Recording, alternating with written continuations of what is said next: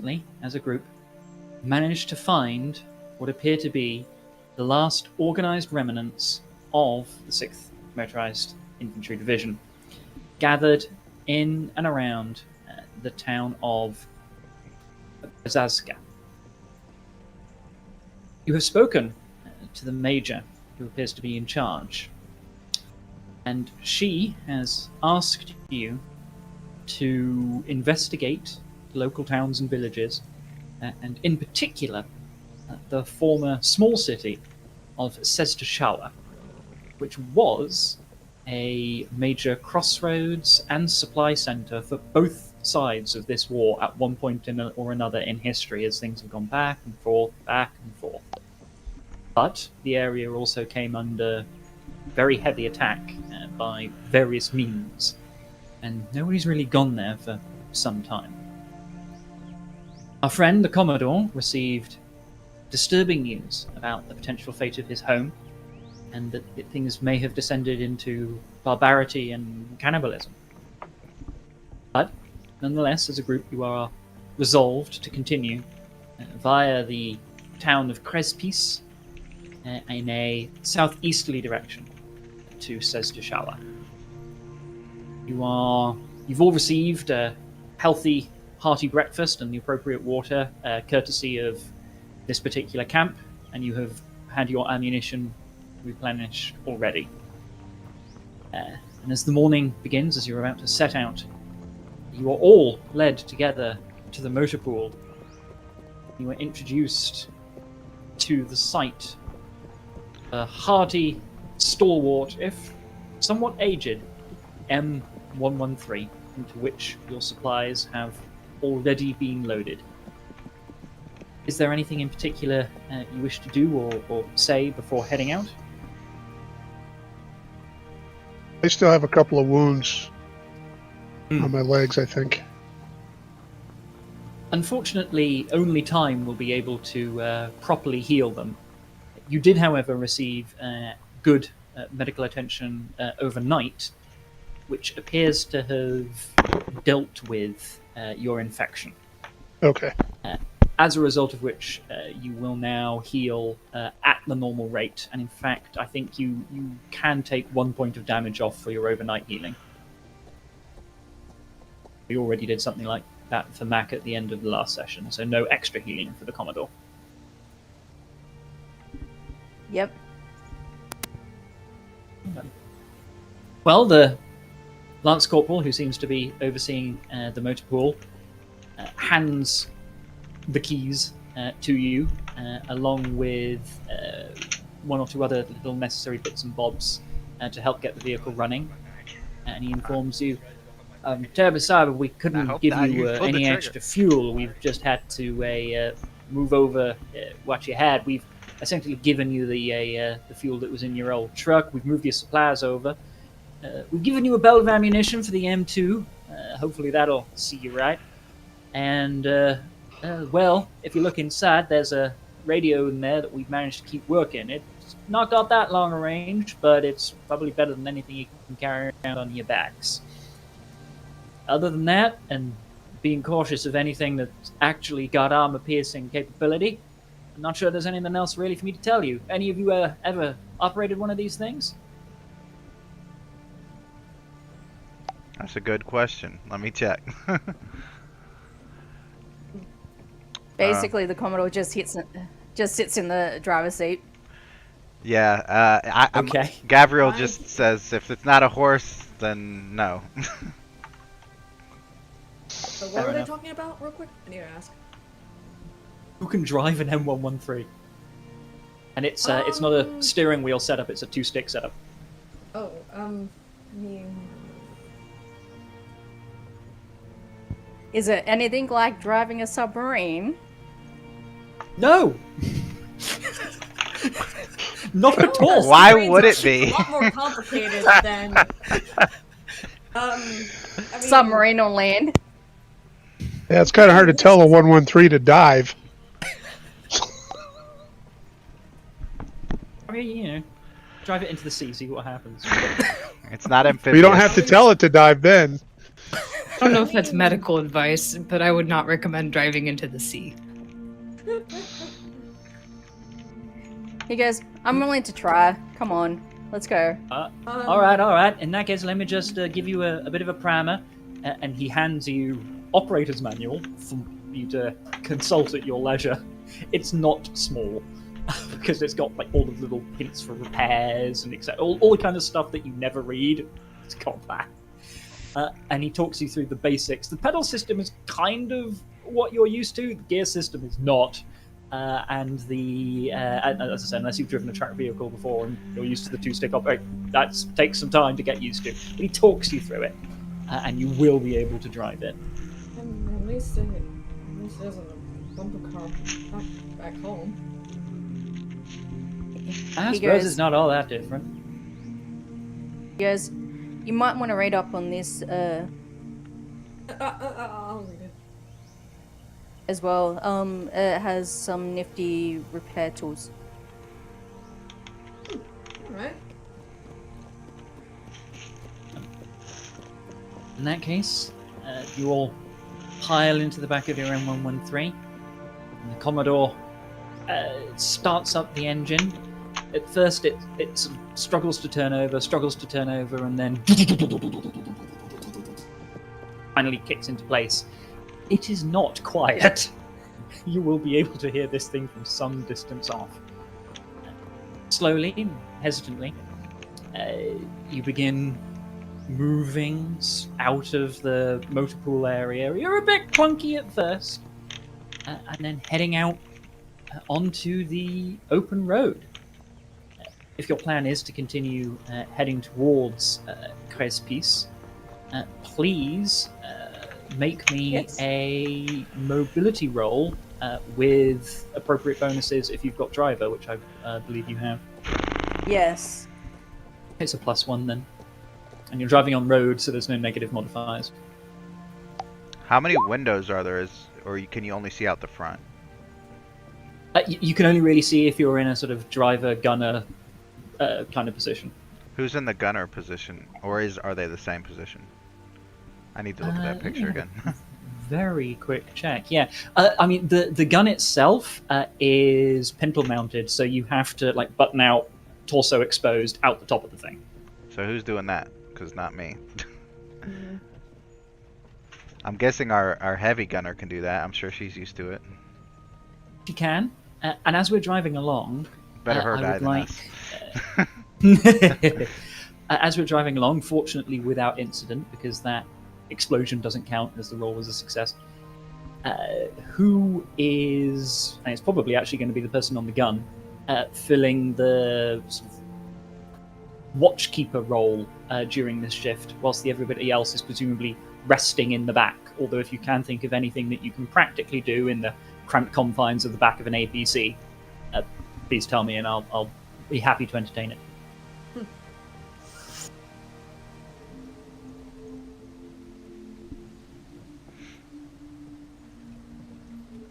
Okay. I'll give Sarah a recon roll just to... Oh, need to close that. Just to see how things go. Hang on.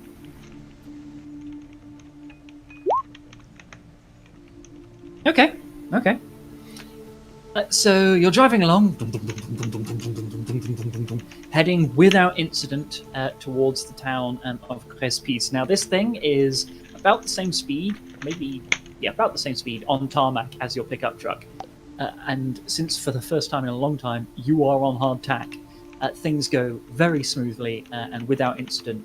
And it's still the morning when you draw upon the town of Crespis. How do you want to approach the town? He will stop the outskirts of town. Okay. So it'll be so it's not as threatening to the civilian population that we're going to roll in town and just shoot everything up. And can you remind We're us actually gonna- of the, like, because I know we decided, hold on, Krez piece. We were gonna go there for like I remember I could see the arrows, so I know where we're going. But can you remind us why, like what exactly we're doing? Because I completely blanked on it. Of course. So the major, who's in charge of the NATO forces that you've managed to link up with, is facing a bit of a supply problem. They're not in a crisis yet, but they are going to be in one eventually. They also don't like the Soviets being so close to their north. As a result of which, what she wants to do is move to the town of Sistishawa, which she thinks will be safer. But also find sources of supplies in this area. Fuel to allow her to move to Sestashawa, and then anything else to help sustain her in the longer term. And so when you go to areas where there may be supplies, your mission is also to try and either A, recover supplies and bring them back, or if that's not possible, due to the sheer amount of them, negotiate some kind of deal with the people there, perhaps. You don't have a huge amount of authority to spend the major's resources, but you can make recommendations. And if none of that is possible, then simply to report back with what they have, with as much information as is possible. And the major can make a decision about what to do next. And And it's not just immediate things like canned food. Right. It's also things like, hey, you're farmers. If you Right. give us wheat, we'll give you like protection for years, kind of affair. And the level. So Krez piece was the place where there was a civilian population. What about Sheshikawa? Was that one too, or was that pretty much abandoned? So there was a civilian population there. However, they all were forced to flee due to various forms of attack. The last one that forced everybody out was chemical weapons attacks. And you also know from previous conversations that there has been at least one tactical nuclear strike in that area sometime in the past. And that's you're that's talking why about you've been- Chestakawa, right? That's correct. Okay. Now, tactical, even without NBC training, although I think one of you has that, that the radiological effects of tactical nukes don't hang around nearly as long as the radiological effects of strategic nukes.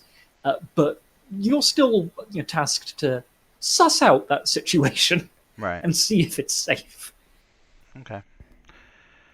The Commodore looks to Lieutenant Subershaw and goes, "You go out with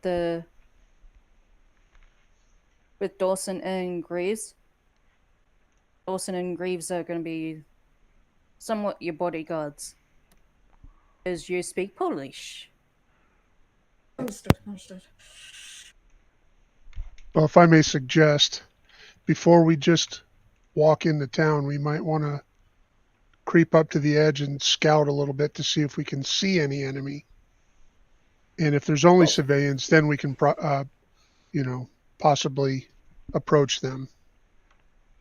So do you get hull down a couple 100 yards away and then Yeah. creep up? Yeah. Is that your plan? Pull up In case- my in case- telescopic sight and look and see if I can see any Soviet. In case there might be any Ruskies. Excellent, excellent. In that case, please hang on. I'm just doing something here. Please all give me recon rolls.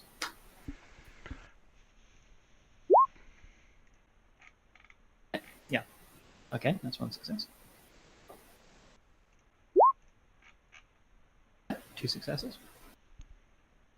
And I'm assuming everyone except the Commodore has gotten out of the M113, even if you aren't part of the creep up mission, just to be effective.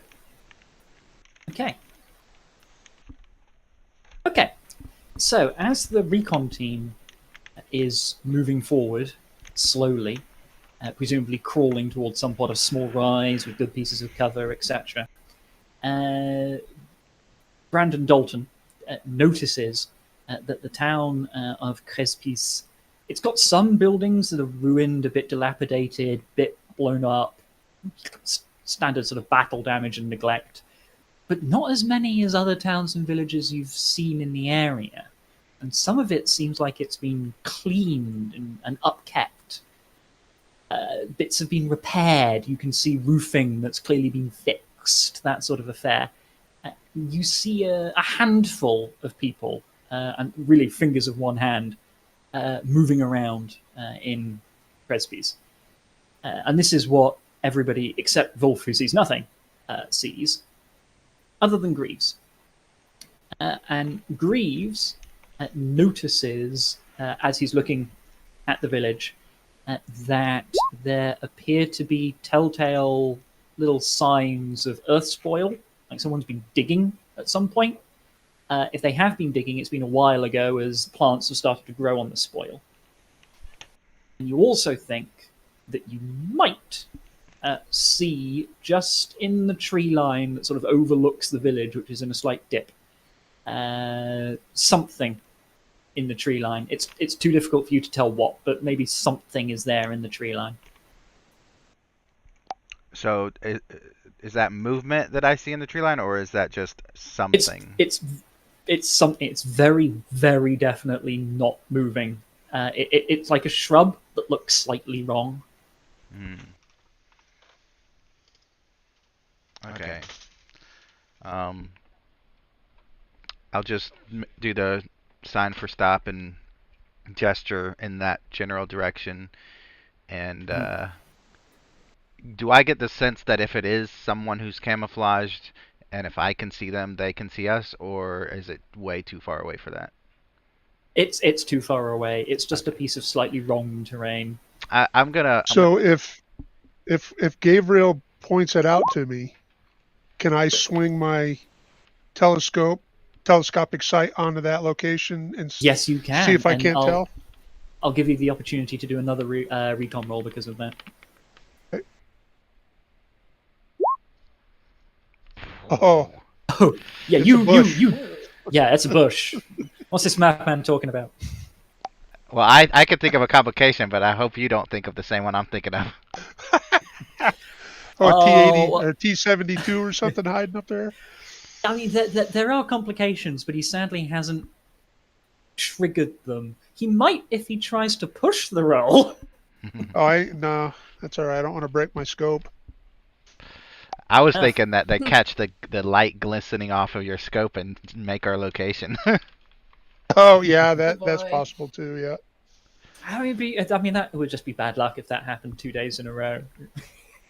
So okay, just from my tactical mindset, if I assume, or if my character assumes that there is somebody in the tree line kind of overwatching this village, and that there's only like half a dozen people moving around in the village, and you said that there was a stash of supplies that had like overgrowth on it. Does I think you said earth Not spoil. stash, it's earth spoil. It's earth spoil. Okay, so how big is this village? Because I mean, I don't know this real life Yeah. city from Adam, so I don't know how big it would be. Yeah. So I would say, well, there is one thing that you notice, which gives a bit of a hint to how large it is, and it's also what technically makes it a village. It's got a church, complete with tower and little steeple. And that appears to be in good condition. Like, not only has it been upkept, but people have been actively cleaning the stone. In terms of size, you get the feeling that if all the buildings in this village were occupied by normal-sized families, 1,000 people, but you can't tell what the level of occupation is Okay, like. so like a few hundred buildings then. Yeah. Not like a dozen like I was thinking originally. Okay. No, it's a bit bigger than that. Okay. Well, then I would, assuming. So when Dalton looked through his scope, assuming he didn't see anything, and I kind of gestured that there was something there, and of course they can't hear me, so there's no need to whisper. But I'll basically say, not really. I'm not 100% sure, but I think there's somebody in the tree line. If we go around, and then I'll just kind of like suggest an area that is less likely to be seen, maybe bushes or buildings or whatever. That I'm basically like, if we could kind of get a better view of that tree line, but also keep our eyes on the village too, in case they do have Russians in the village posing as civilians or something like that. And I think we ought to take a look at that steeple too, because that's like a sniper post, right? So Yeah. That church, probably ought yeah. to scope on that too. Yep. You can all give me recon rolls. I'll treat them as a combined observation and stealth. Okay. Sorry, I'm back. My mom called me. She just wanted to check up on me. That's it. Welcome back. Absolutely fine. Okay. So as you are moving, you don't know if you've been spotted or not. You certainly don't take fire. Nothing appears to acknowledge your presence. You So I have a looking question at the real church. quick. Sorry, I don't mean to interrupt Yes. you. I assumed, and maybe I assumed incorrectly, that recon was specifically like looking around. Is that also like the physical stealth roll? I'm pretty sure. It's okay. also what you use for sneaking. Gotcha. Okay, I wasn't sure. I remember now that we did that last game, but I just forgot. Okay, sorry. Continue. Of course. But yeah, as you're moving around, nothing appears to react to your presence. You look at the church tower, thinking there might be a sniper there. And maybe some of you have come across that already.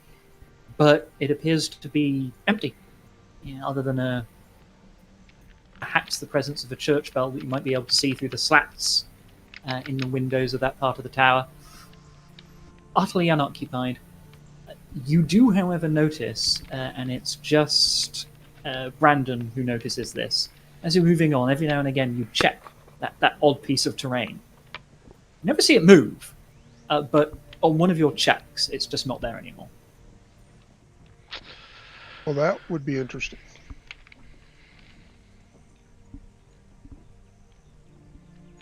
About well, let me ask, how far away would I be able to estimate we are from that location? Would it be hundreds of yards? I mean, how far are we from that location? I'd say you're about 100 meters, roughly.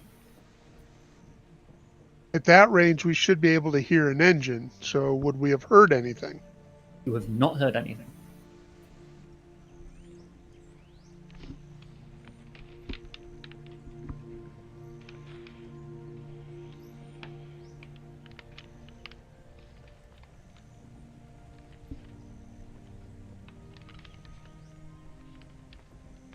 You want to head up and investigate that, or keep going toward the town? Yeah, that's the coin flip, isn't it? Kind of want to investigate it because I kind of feel like it could be threatening. By the way, who's Interesting. who's investigating? Is the Commodore still in the vehicle, or is he? Yes, up to the he Commodore. is. Okay. What about the medic? He's He's been quietly tagging along. Okay. Well, I suggest that we split the party. I think someone should go investigate. And here's the why. Here's the main reason. It's a lot easier for 2 people to sneak than it is for 4. I suggest 2 people go and check on that little outcropping in the tree line, and then 2 people kind of try to sneak into the village to see what they can see on the ground level as well as in the steeple. That's what I suggest. I'll let the lieutenant make that order.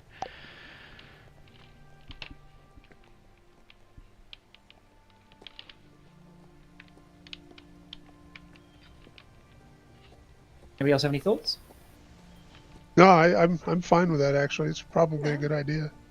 Okay. If one party or wants- the other gets ambushed, the whole group isn't taken out.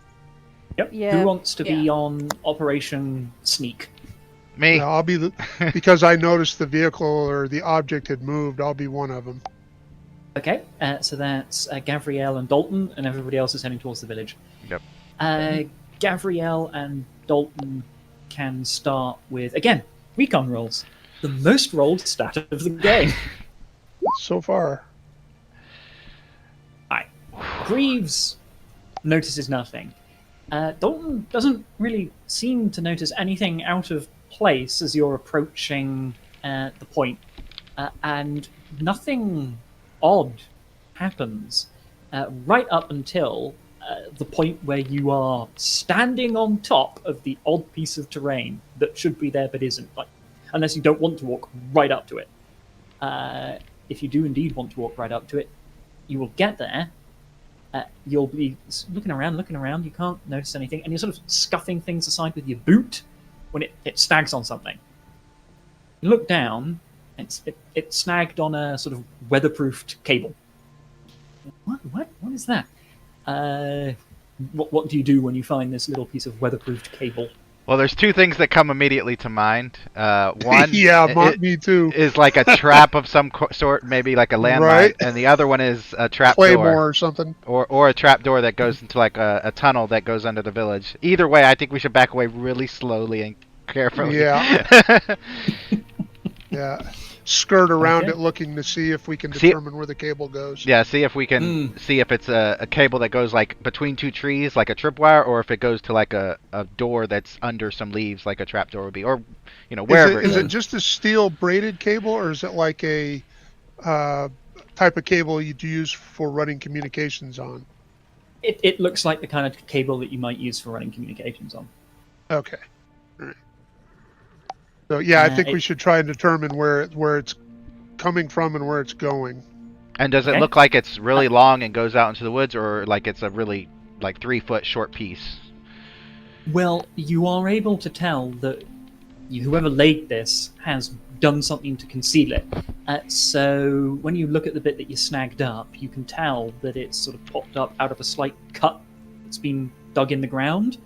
Some of it appears to be partly buried. There are leaves everywhere over it. Whoever did this went out of their way to not have this be casually found. Does the covering of it look recent, or has it been like that a while? It looks like it's been that way for a while. Let's say, for instance, leaves that have fallen on it are sodden with rain, and it rained yesterday. Right. So it doesn't look like somebody just did that within the last 24 hours. No, it looks like it's been there for a bit. And if you do attempt to follow it, it's really hard. You can quite easily tell that it goes off a distance into the forest or into the woods. It doesn't seem to run very far toward the tree line because you're pretty much in the tree line. How vigorously do you want to follow it? Do you want to pick it up and No, I run don't it down suggest the we ground, or- follow it into the woods. I suggest we find where it ends at the tree line and see where that goes to. Because if it goes deep underground, that would tell us something different than if it goes like up a tree or just stops. Right. Yeah. If you follow it toward the tree line way, since you've already found the cable, I'm not going to make you do a recon roll to find where it goes. As long as you keep basically holding the cable and following it, you're not going to miss it. You get to the end of the cable and it goes underground, but you look around nearby and you find a very well camouflaged sort of wicker door. It's not hinged; it's just resting on something. Do you pull that up, or do you leave that? as Fuck it is? no! No. I suggest we go back and let them know what we found, and that way, Yeah. if that church ends up being like a base of operations for the Russians, we can stop them from like walking inside and kind of assess the situation from there. I think maybe we ought to split again and then leave one of us, just as a thought, one of us here to watch that location while the other reports to the group. And by the way, we don't have Okay. like radios on us, right? You've only got one man portable radio Right. in the whole group. Okay. My only concern about leaving one person behind is like that person might just get captured by whoever's underground while the other person's away. So I'm not, because like we know it's here. It's not going anywhere. Even Yeah. if we both leave it. Yeah, they're but not I could fall back. I could fall back 50 or 75 yards, conceal myself, Yeah, that's true. and just keep Yeah. an eye on that location. Oh, well, do you look around the area of the wicker door, or do you just leave as it is? Well, I would say we look around to see if we can find any evidence of recent activity or Okay. any indication of a booby trap around the door, that type of thing. But I wouldn't Absolutely fine. mess with the door itself because they could be just Right. like 2 inches below listening, and if they think that we found them, Right. they'll just start shooting upwards. Right. I'll give you another recon roll.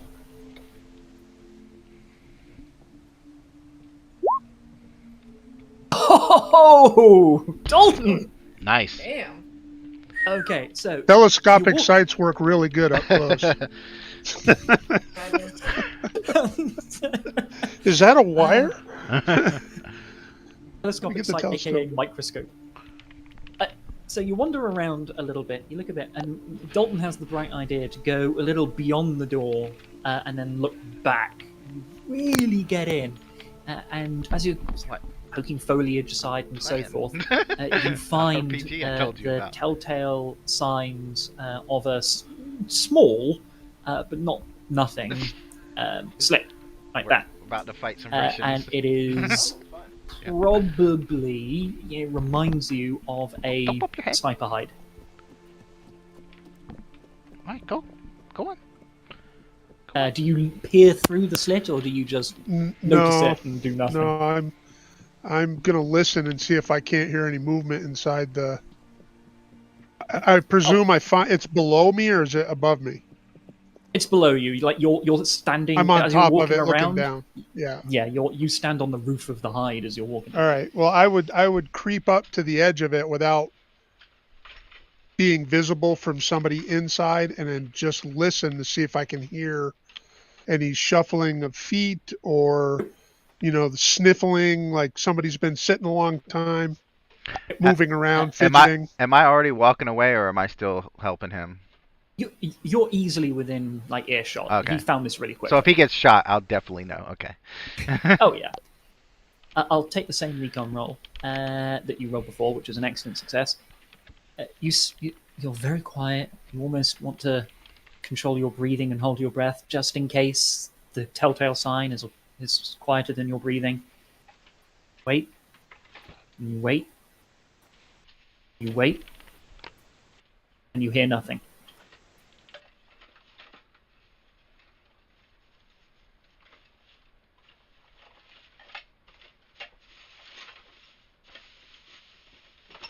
Now would be a good time to have a mirror.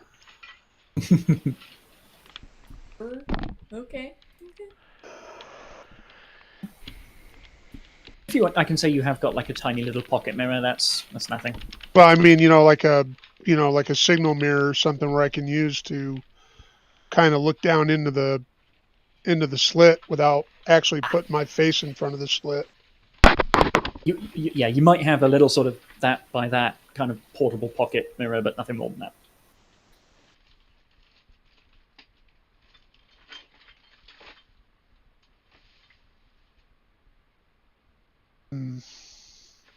They're good to use for reflection to see if there's anyone down there.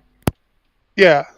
Well, my concern is that even if I'm sticking a mirror down there, I might be out of immediate danger, but they'll still know I'm there, and that's the part I'm kind of concerned about.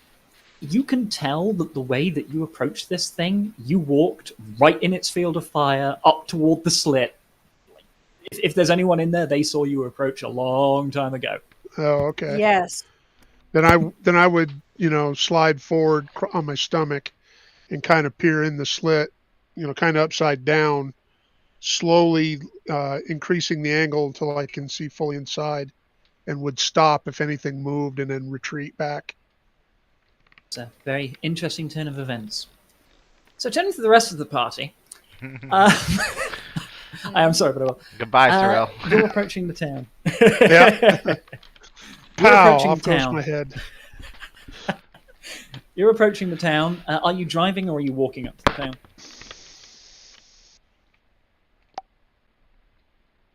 I just assumed we were walking. Yeah, I think we would be walking. Walk up to the town. Presumably you've turned off the engine and got the keys. Yep. So you walk out to the town. Down. Carry on. The Commodore's still at the vehicle. Waiting. Okay, you're waiting at the vehicle. Fine. We split You're our party walking, 3 ways. Hey, what could go wrong? You walk down the main road, unless you want to take a circuitous route through rough terrain, toward the town. Nothing appears to happen. You approach the edge of the village. It's not really a town, the village. Nothing appears to happen. Charlie. It's probably a village of a few hundred people rather than 1,000, but it's still bigger than you might be thinking. As you start walking in, you see 2 figures step out from behind a building. One of them, the one who's standing slightly behind, appears to be a man in his late middle ages. He's wearing very sensible, very hardy civilian, like hiking, rough terrain clothing. Might be one or two little pieces of camouflage here or there, but it's not his whole equipment, and it's clearly nothing military issue. It's all civilian stuff. That is, except maybe the AK-74 that he's holding, which is held at you just rest. He's not pointing it at you. The second figure is much more distinctive, and this is the person who's actually out in front. He appears to be quite old. It's difficult to tell exactly how old, male, and is wearing. He's got a coat on over it, but other than that, he is obviously wearing the standard gear of a priest. And he has stepped out in front into the town, into the road rather, and greets you. Hello, travellers. What brings you to our kind village? It's pleasant to see new faces.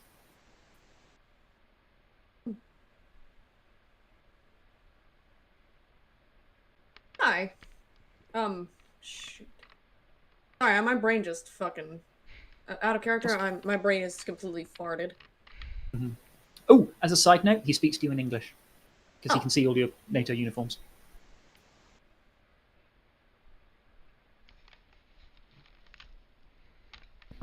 Unless you tell the Commodore he'll be still parked a bit back.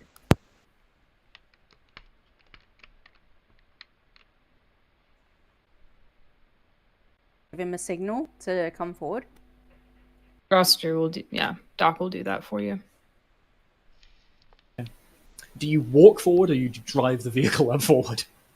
He just drives the vehicle up forward so it can be more visible, so it's not going to be like we're not. And as I'm assuming, as I'm walking back, I see the APC just drive up in there. I'm like, stealth is not their forte.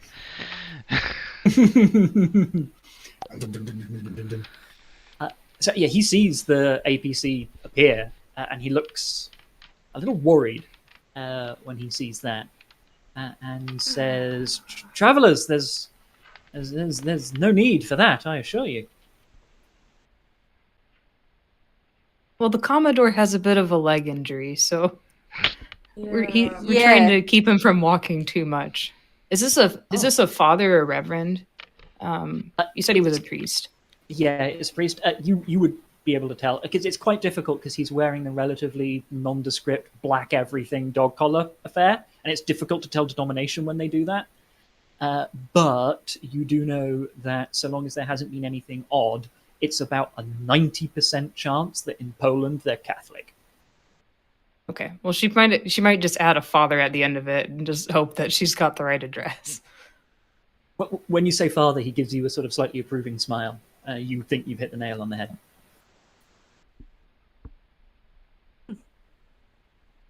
He'll get out of the vehicle and limp the way up. Limp. My friend, there's no need. If you are injured, please take a seat. I would not wish to pain or trouble you.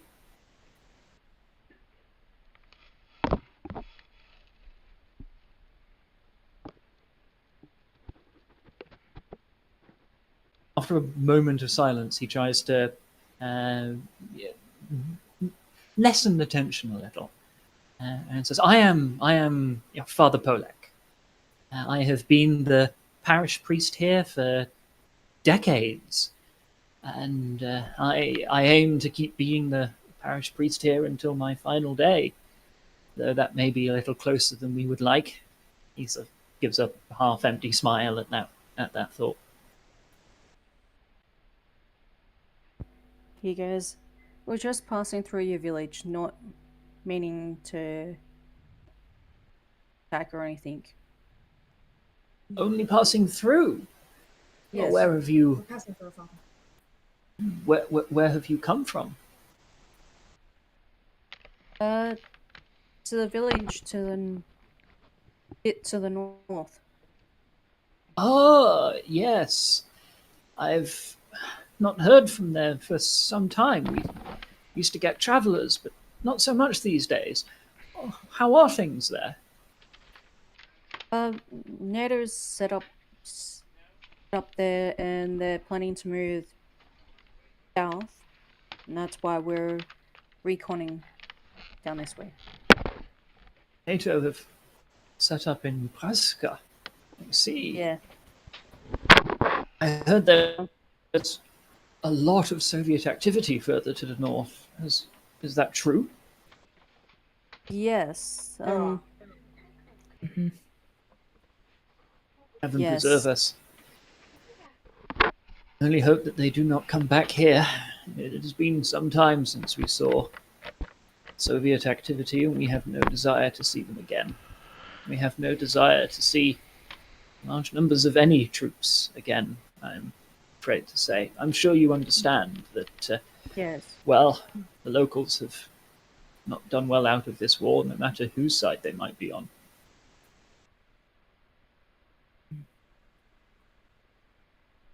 I was asked by the local leader, the local commander, to see if we can do an exchange, if you for food and we give protection, or either something like that. I see. Would be interesting. And he kind of looks over his shoulder at the man behind him, who just kind of gives him an odd look, and he looks forward. Says, "Come, please. We should discuss. We should discuss these matters. Come with me." He gestures deeper into the town. He goes, if your people need training, we can actually train them how to use the weapons if they want to better defend the village. Weapons. It's always the weapons these days, isn't it?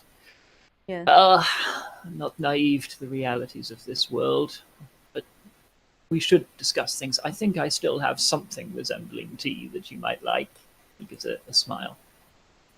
He's going to pause things there.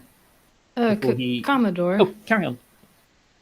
Can I have the keys to the M113? I think I left something in there. He gives the keys to you. And she starts back off. Okay. I'm going to pause that scene there, and I'm going to turn back to Team Stealth, which is as Dalton lowers his head over the slit of death, nothing happens. You stare in, and you find that it is empty, deserted. Whoever was in there is clearly gone. But what you can tell, and it's probably the end of the cable, is there appears to be like a phone receiver, or something that looks like a phone receiver.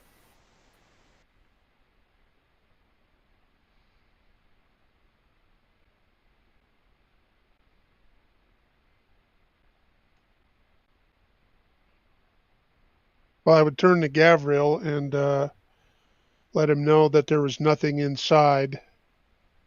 No movement. Can see what looks like a T200 radio handset. You probably don't know what that is. I used them when I was in the service. And that maybe we should consider actually breaching the dugout and see if we can't find anything else inside. I thought I was on my way to the village. Where am I? This has taken, a minute, so I'm still with you're him, within okay. yelling distance. Yeah. Easily turn around and come back if you need to.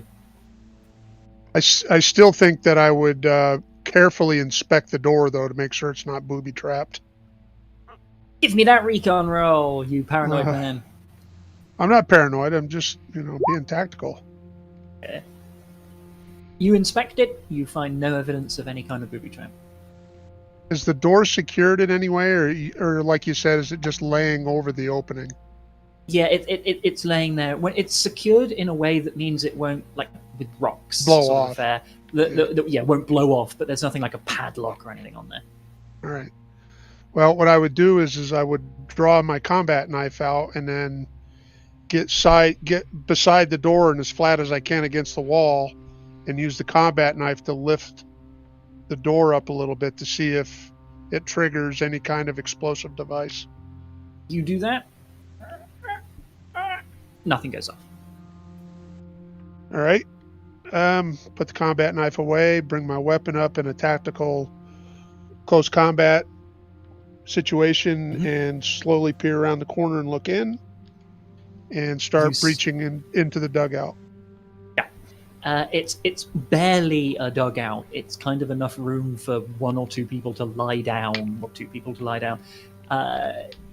there's a bit of space in there that suggests that you could sleep in there. You could uncomfortably cook something in there if you really wanted to, but probably not a good idea. And you have to spend most of your time lying down or prone there. You couldn't physically stand up. It's too small, too tight. And it's a one room affair. There's no one in there. There's nothing in there. There are mats and so forth that people have clearly been lying down on, rather than just lying on dirt. But yeah, it is deserted. There's no Which way is the slit facing? Is it facing toward Crespus, or is it the other way? Yeah. So if you can imagine, this is the area. The village is here. You approached that way.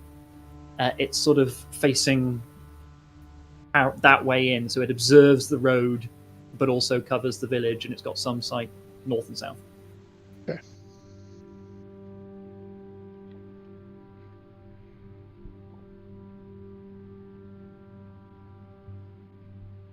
And by looking at the handset, can I tell if it's NATO or a Soviet device?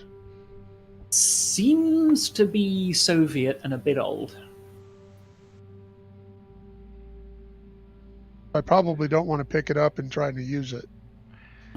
Do you think? See who answers at the other end. Do you think the Soviets left here, maybe abandoned this place, and then the locals began using it? Clearly, the NATO isn't using it. I'll tell you what this piece of what would the information. locals be doing, though? That's the question. Yeah.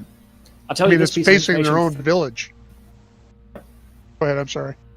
That's fine. I'll tell you this piece of information for free, which is that whilst it's not a hard and fast rule, the Polish army also often uses Soviet equipment.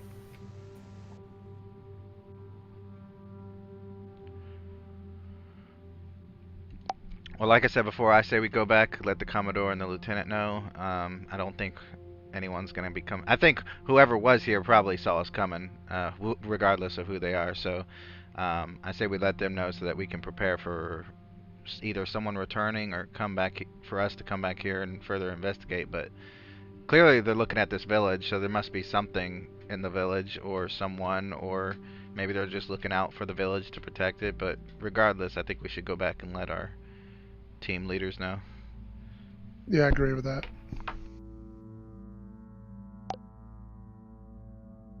If you do head back, you will come back without incident.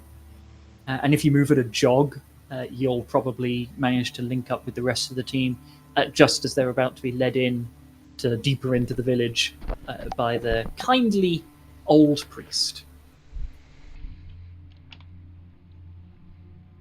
Do you interrupt, or do you remain silent and go with them? Do you do anything else?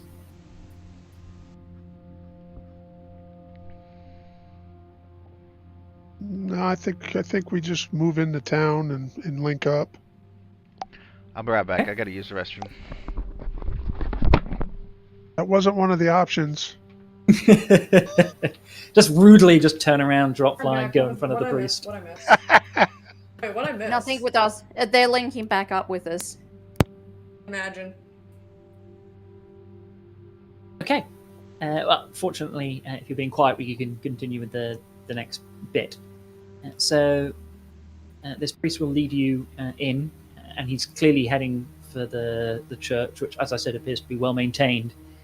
And he'll slowly bring you in he will say, "Your friend, where has she gone? Will she be okay?" Oh, she'll be at the vehicle with two others who are just watching over our gear. So she'll be Should we? fine. Do you think we should wait for her to come back? Uh, he's I mean, he's looking.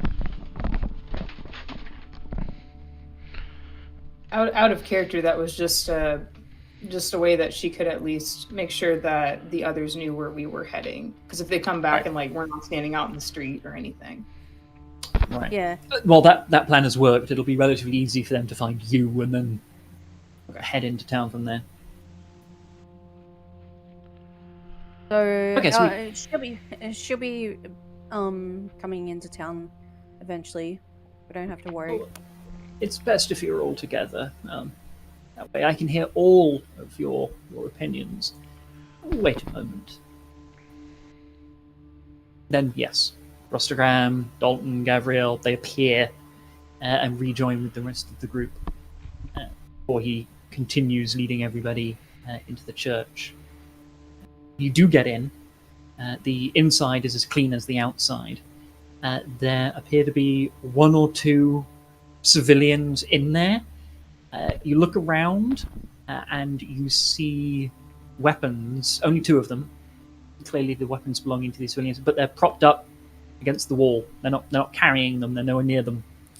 And he will say, "This is the house of God. I will not compel you to give up your arms. I know that there are those who are slow to trust in this world, and I understand that. But if, as a sign of good faith, you would like to leave your weapons there, I assure you they will not be interfered with." Right. The Commodore actually puts his weapon beside neither weapons, so it's actually a mark of respect. Yeah, I would do so as well. Can I, and I might need to roll for this, but can I conceal my pistol somehow, like under my jacket, and make a show of like putting my rifle beside it, but have Yeah, my give, pistol? give me a recon roll to see if you get away with it. This will be a freaking random luck of the draw. Oof. Is that a success and a fail? Well, it's an opposed roll, so there's secret rolls going on in the background. So I won't Okay. know unless they say something or do something. Yeah.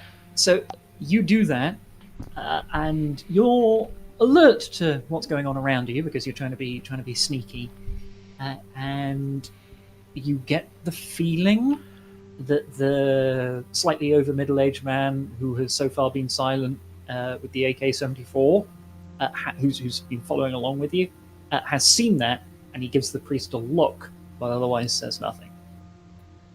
That's fine. That's fine. And the priest doesn't seem to react at all. Okay. Yeah, he'll take the team.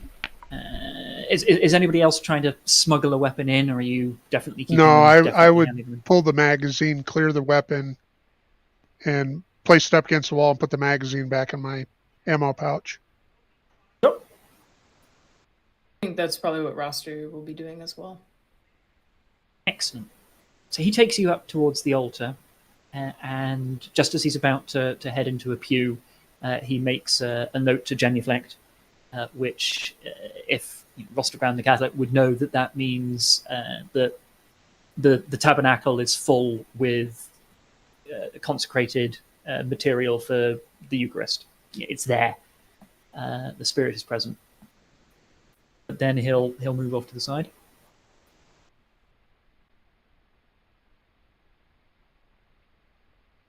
And he'll invite you all to sort of sit around on a pew, but there are also a couple of chairs that have been arranged around there. Clearly, it's an informal, impromptu meeting area. Mm-hmm. And say, well, it's nice to see, as I said, new faces. You all have the advantage of me. I do not know your names.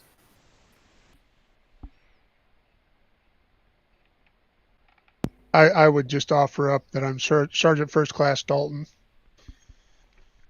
Sergeant Gabriel. Commodore. Commodore Wolf. Lieutenant Soboslav. Dr. Rostergam.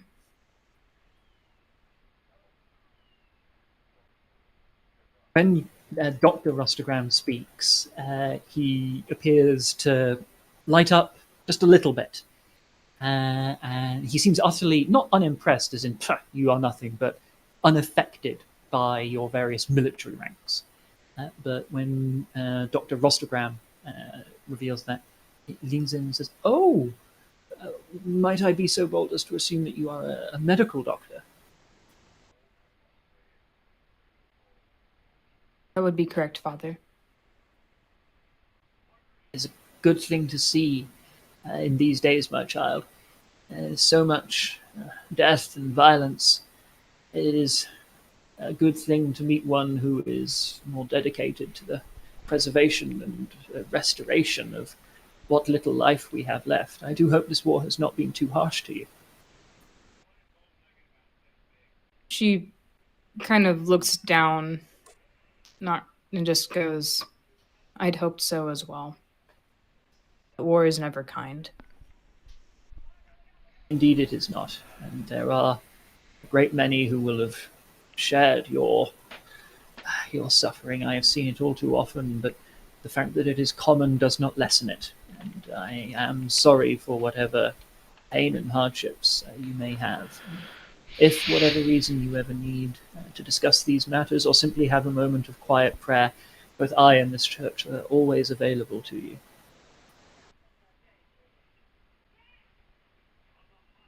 Thank you, Father. It is my job.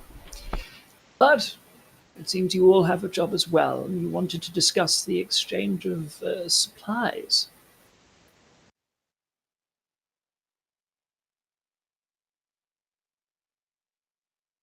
Do you have some injured people, Father?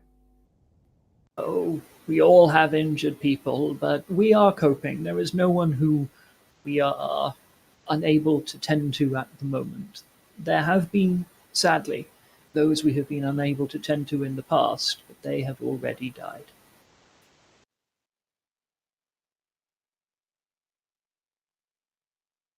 We're I think I would ask the priest how they've managed to avoid the amount of destruction we've seen in other villages and towns.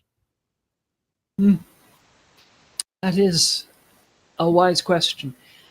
Well, in part, we have benefited from some of the destruction of the areas around us. We have been a center for refugees who have come, who have been healthy and well enough to be able to move.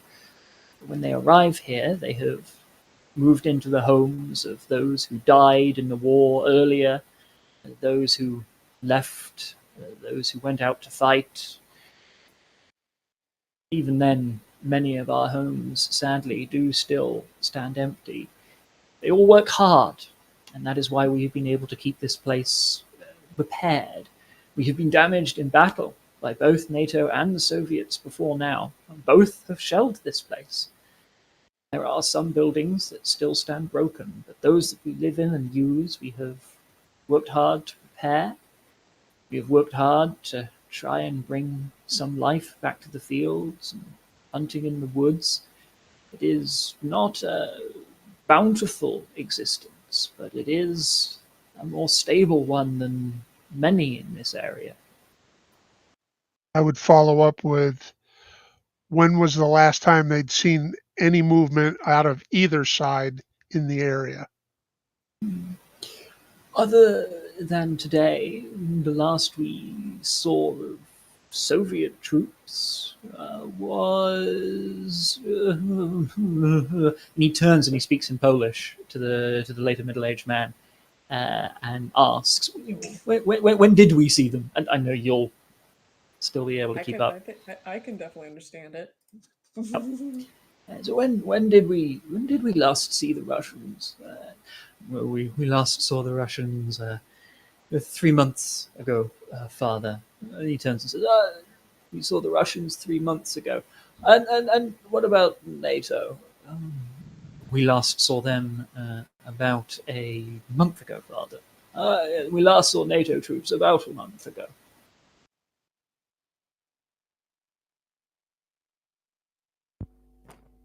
That's weird.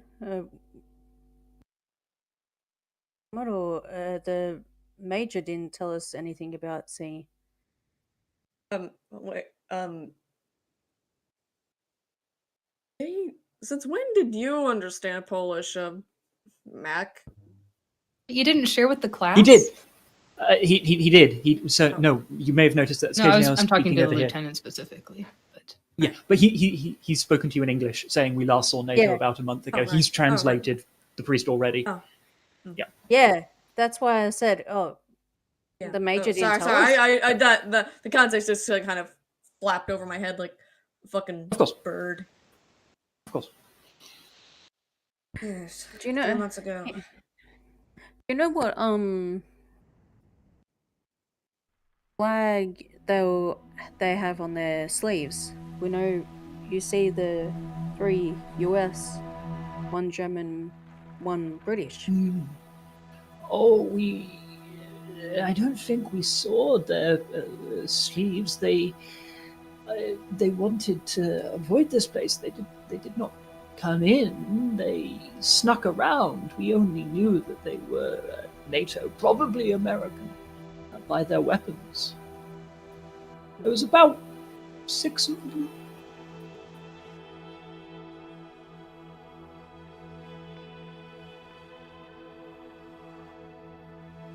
Six. You kind of cut out their edge. Oh, I said that, he said there were about 6 of them, and then stopped. Okay. Hey, Only that much. a month ago. That's weird. Guys, do you not know where your own men have been going?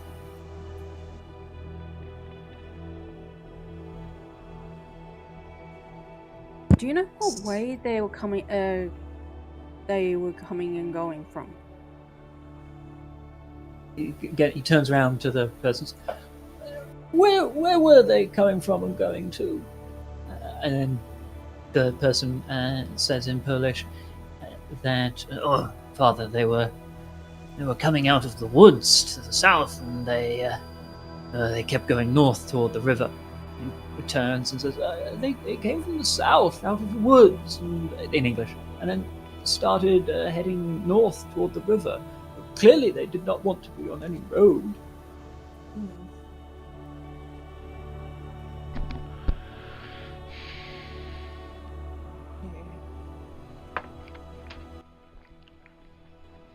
You'll make the Commodore makes a note of that. Noted. Of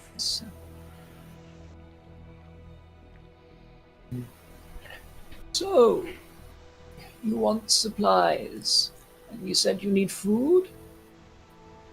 yes. Do you want anything in exchange? What kind to offer?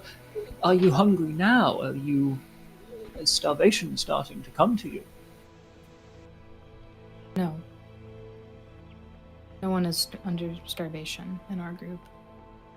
That is good. That is good. Well, we are able to make a small surplus of food here, but we have to store against the winter. Yeah, that's okay. Sorry, I was talking to my dad earlier, but did we ask them if they had any fuel or anything already? We've not. So far, no. only food. Okay. Then I'll And then just we ask... found out that they've been. Right. Sorry, we found out that there have been NATO troops moving through. Okay. Yeah. Plus, we're going to Chevik. Is going to be a port of call for fuel.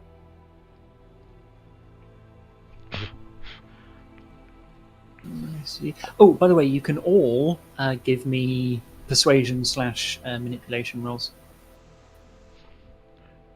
Yeah, I'm not doing that because I'm not trying to do any of that. My character's It's fine. barely paying any attention to any of this. Unfortunate. Manipulation or persuasion? Yeah, I don't have any skill in that. Yeah, okay. All I have is empathy. Fine. In that Oh. case, you can just roll the empathy. It'll just roll 1d, but that's fine. Yep, you did it. I So have. you I'm more in command. I lead Yeah. people. Does my being a Catholic doctor score me any points? It does not in this instance, because this is less trying to persuade him. This is noticing something. Okay.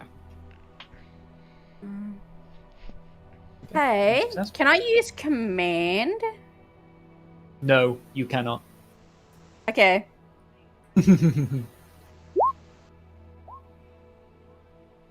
That's one success, and I'm just it is an opposed roll, so I'm just going to roll in the background.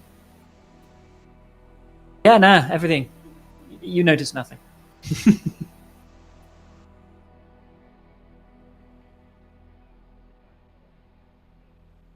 You've asked him about food. He said that they've produced a small surplus, but they have to store against the winter. Did you mention out loud that you were heading towards Sestashawa? No. I was saying out of character to.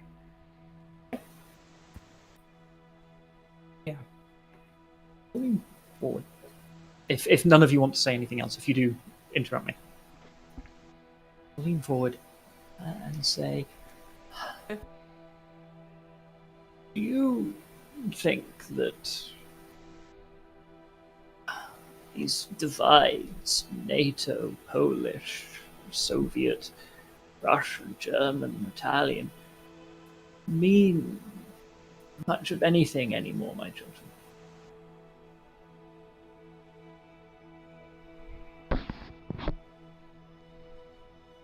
Personally, I believe it's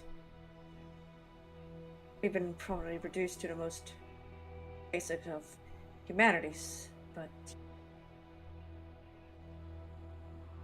still cling on to those ideas.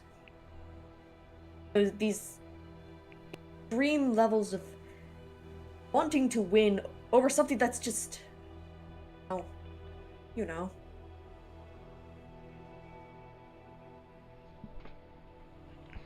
Something that is other. As Megan? not as Nostra as your character is saying these things, for the first time, it seems like Gavriel perks up and he kind of looks over to I'm gonna have a nightmare of a time saying your last name, Sobislaw, and kind of just Sobislaw? observe him as he speaks. He doesn't say anything or make any like overt facial expressions or anything. But it is the first time that he's showed any interest in the conversation since basically he sat down.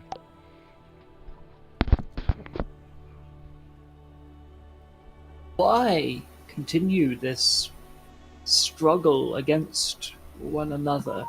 Red against blue, Soviet against NATO, neighbor against neighbor. The spoils of any such war are long since gone. I think it's. I think it's down to the people that it's actually fighting for. It's making sure they aren't going to be left out in the cold. And making sure that they have more say in their own country than have anyone tell them what they should. In their own country. He seems to perk up at that. So, if your commander in Praska said that you had to occupy a place, but Poles who lived there refused, who would you obey? Who would you follow? What would you do? Is the villagers, and I'm saying this in character, I say, are the villagers using the sniper blind out in the woods? Ah! He smiles, and the middle-aged man kind of looks oddly, and he turns around and he says something in Polish to the middle-aged man, which translate as Oh, they've found him. He's never quite as cunning as he likes to think he is he? And then I perk up as they speak about the not as cunning as he thinks he is, and look over to Gavriel, like with a raise of his eyebrow, like, yeah. And I'm gonna, I don't know, try to make a little scoff as noted that, yeah, I understand it, and let's just say he's not as clever as that guy who thinks he is. I narrow my Isn't it eyes. when you- If he says that in character, I narrow my eyes at Slovisol. because that comment was in Polish, and he hears you scoff at a comment in Polish. He now knows you speak Polish. He'll turn around and then say in English to the group, "Jan Henrik is a good boy. He was born and raised in this village, and he takes looking after us very seriously, along with a few others. Don't worry, he knows not to do any harm to people that we don't know if they're friendly or not yet. He just lets us know." So I would Inside out. ask, does that mean that the phone that's in the dugout is connected to the village? Of course it is. Of course. That's not. So out of character. We've already we've already established that the wire goes away from the village, but have we established that the phone is in operating condition? So it goes into the wood. Right.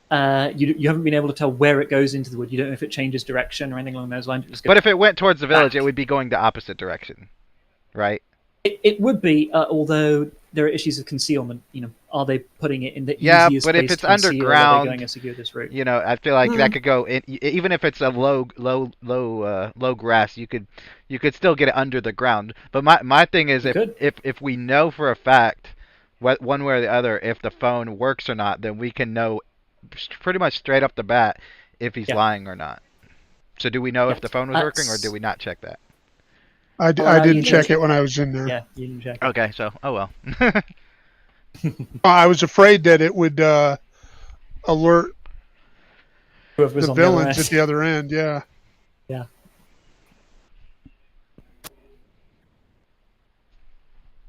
Yeah. He appeared. The priest appears, at least, to be, now that you've caught it, going like, yeah, that came to us. We're not ashamed of that. And he'll say, Jan Henrik, as I said, he takes things seriously, but he's a good boy. Where is he right Remember- now? Oh, right now he'll probably be somewhere in the woods, I suspect. He might be coming here, he might not. Henrik does what Henrik does. Quick question. That might be what Gavriel spotted at the beginning of this. Him hiding in the bush, and then as we started moving toward him, he ran into the woods. Yeah, that's what I'm thinking. Quick question. Did he call you to tell we're actually coming up? Oh, not me. One of my friends.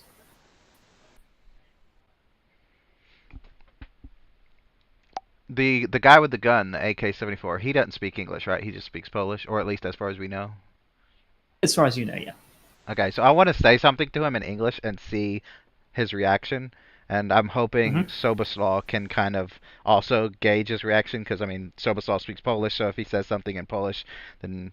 But I basically want to ask him directly to see if he can give me, like... Even if he starts to answer, like, opens his mouth and then doesn't answer, then that will tell me if he at least understood the general idea of what I'm saying. I just want to ask him, so did Henry call you or one of your friends, and see how his reaction is? He looks at you because you're clearly looking at him and talking to him, but he's kind of giving you that slight, I'm concentrating really hard on what you're saying voice thing. Yeah. And then the priest will turn to Sobislaw and say, do you want to translate or shall I? I think that answered my question.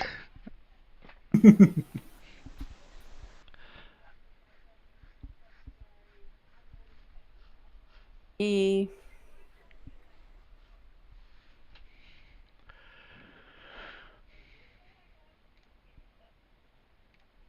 Sorry, Mac. he's now grown. The Commodore was perked up since Mhm. about this. Now he's suspicious of. Okay, what are these guys hiding? It's a question you should always ask of everyone you meet. Hey, he's not saying it out loud. Yep. He's just. Did we see any vehicles when we came in here? Like any civilian vehicles? I'm assuming not like tanks or Humvees, but did we see any Yes. civilian trucks and stuff? You didn't, but you did see buildings that they could be in, like barns. Okay. My Okay, I'll throw question. it back for a second. Okay. My main question is, or my main out of character question is, if we didn't see them driving or using vehicles when we came in, they probably don't use a whole lot of fuel, and so trying to get fuel from them is probably pointless. So if that's the case, I think at least in Gabriel's mind, he doesn't want to be here anymore. He is going to start to stand up and he's going to say, "Well, I'm going back to the APC. I will see you guys there." And he is just going to walk out of the church if they let him. Yeah, you'll absolutely be allowed to, and no one will attempt to stop you from collecting your weapons as you leave. And as you leave, the priest will just say, "Safe travels." Shalom. And I keep walking. If the rest of the group stays, he'll return and say, "But you have not answered my question about what would you do if your commander told you to move on Poles from their home, and the Poles refused? As you said, that Commodore, that people should be able to determine what happens in their own land." I would refuse to let any troops move any people out of their homes. He appears impressed by this. A pleased look is on his face that he makes no effort to disguise, but he does gauge the reactions of everyone else in the room as they hear that.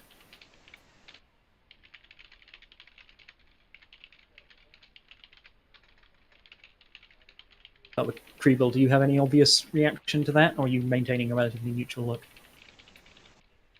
I'm sure Roster is trying to remain neutral, but she has, her own.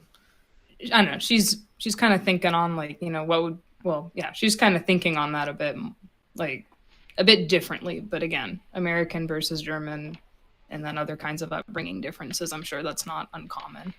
Back when I miss. The Commodore has just said in English that if he were ordered by a senior NATO figure to move on a group of native Poles from their home, and the Poles refused, that they would side with the Poles, not with NATO. And the priest is looking for everybody's either verbal or purely physical reaction to that statement. I mean,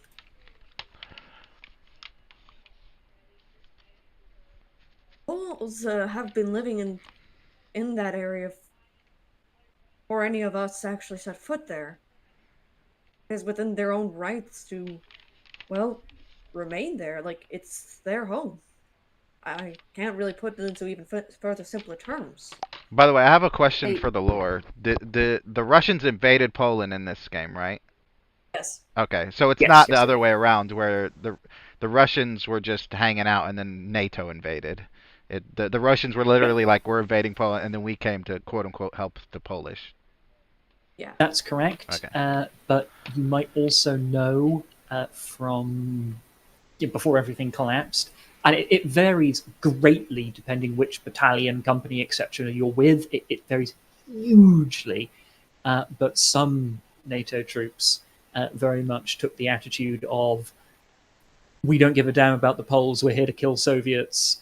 The Poles are incidental, and we're like as bad to the Polish population as the Soviets were."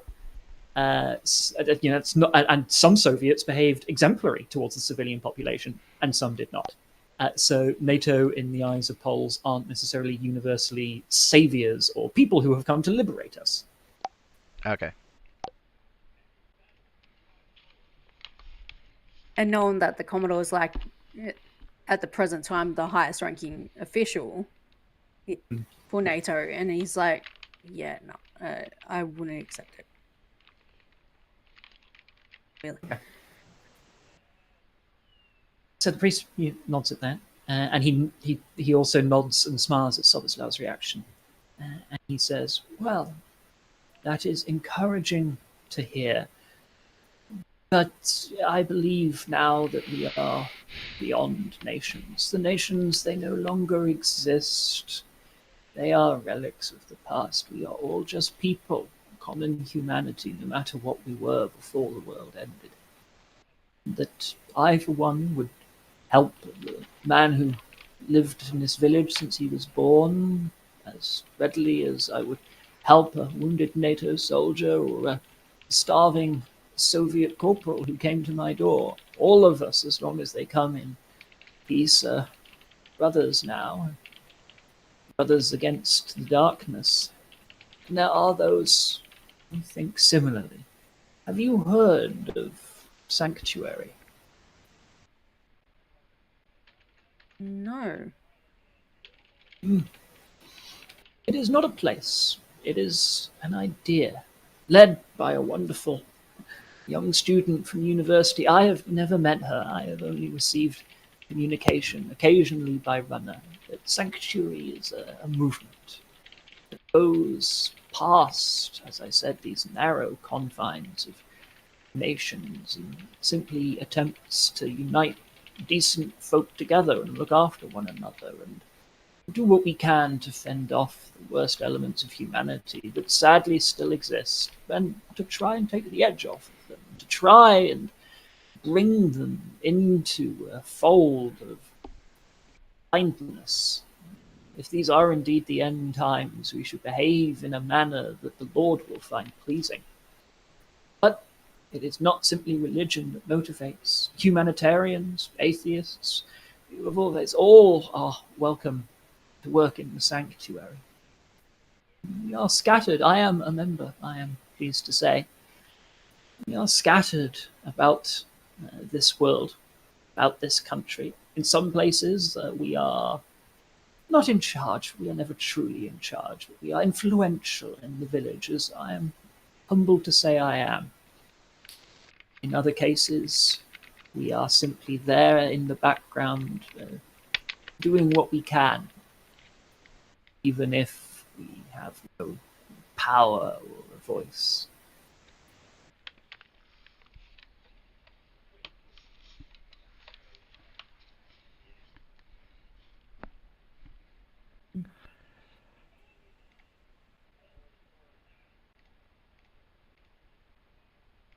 He looks at the time and he goes, so what's the time currently, Jam?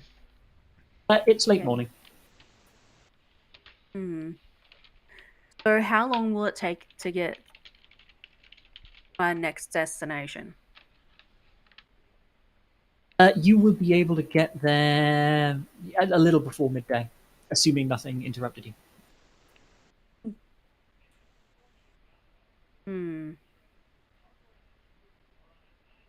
He knows he wants to do some recon. So he goes, oh, it's late morning.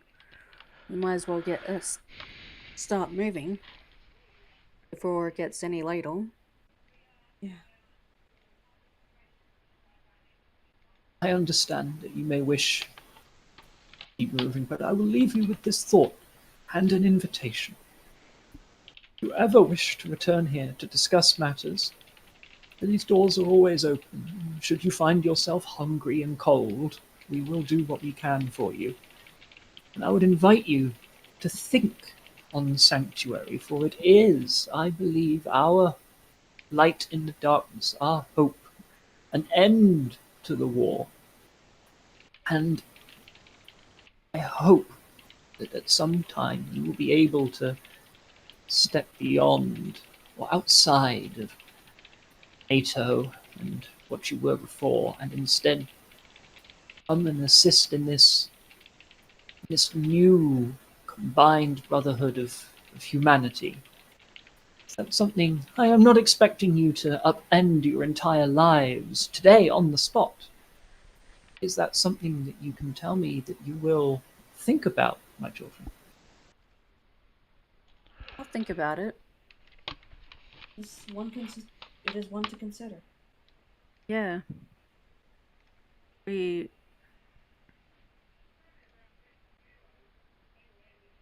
no governments currently, so we might as well think of a future on nations. Rostrogam will just kind of get up, grab her weapon, and leave. Interesting. She seemed like Interesting. So he gets up and he thanks the priest. And he limps back to the vehicle. Okay. I think I would like to be the last one to stand up, and looking over to the priest, I just speak in full Polish. Thank you, and help us all. Of course. Pleasant journey, my child. May God go with you all. It's also those who, I mean, oddly, Rostogram would be the one person other than Gabrielle who can't see this because her back was already turned. But when she left without saying anything, the priest looked a little crestfallen, but her back was turned to him at that point.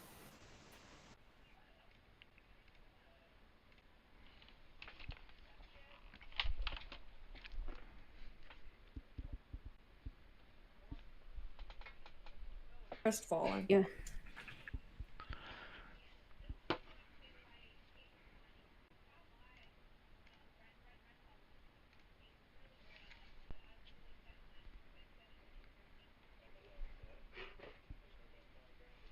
They notice Okay. anything when they walk back to the vehicle. There's one thing that you notice very immediately, which is that Gabrielle is not where he's supposed to be. He is not Typical. there. Typical. Since it won't now be interrupting the stream, I think we can chat about what Gabrielle is doing, unless you want it to be secret from the party. Well, since the doors are locked, can I look in a window just to see if I could see troops hiding under tables or something? Yep. You look in and you see what appears to be a home that's lived in. It doesn't show signs of abandonment, but there doesn't seem to be anyone at home. So even though there's only like half a dozen people outside, there it still seems that this is more or less the ghost town, essentially. It seems like a ghost town, but a bit like the Mary Celeste in that I don't know the what that tables is. are laid. Yeah, but so the Mary Celeste is a ghost ship, and the thing that made it really weird is that when it came in, it had no hands on board. This is according to myth, and no hands on board, but it was well stocked with food. There was water in there. The table was laid for dinner. There was just nobody aboard. So it's like people just left. Yeah. Okay. So from roles that I've done before, I know that there are people hiding in the buildings. I just can't physically find them. That seems to be correct, yes. Okay, so I'll head back to the APC probably as they're opening the door to realize I'm not there. I'll probably be like stealthing towards them and be like, we should probably leave here and just like never come back again. This place is creepy as fuck. Yeah, excellent. Okay, do you all get in the APC and keep driving, or do you do something else? Well, he has his orders. When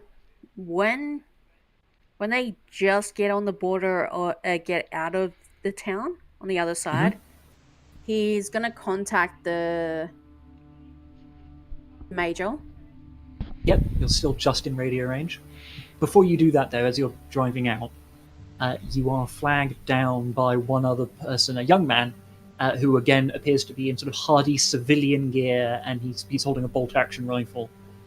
He's clearly like on guard, and he waves the APC down to stop as you're heading out.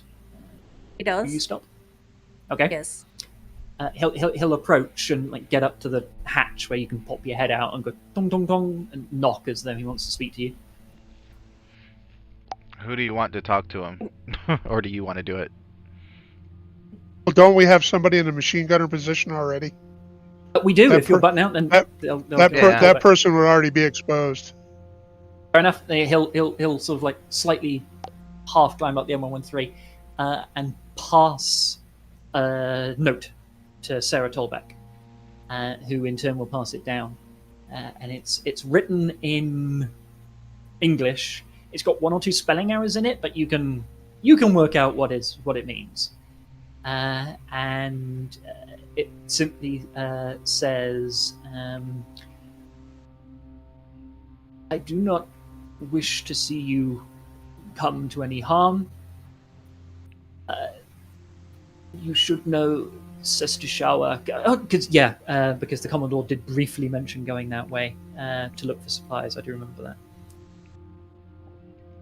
Is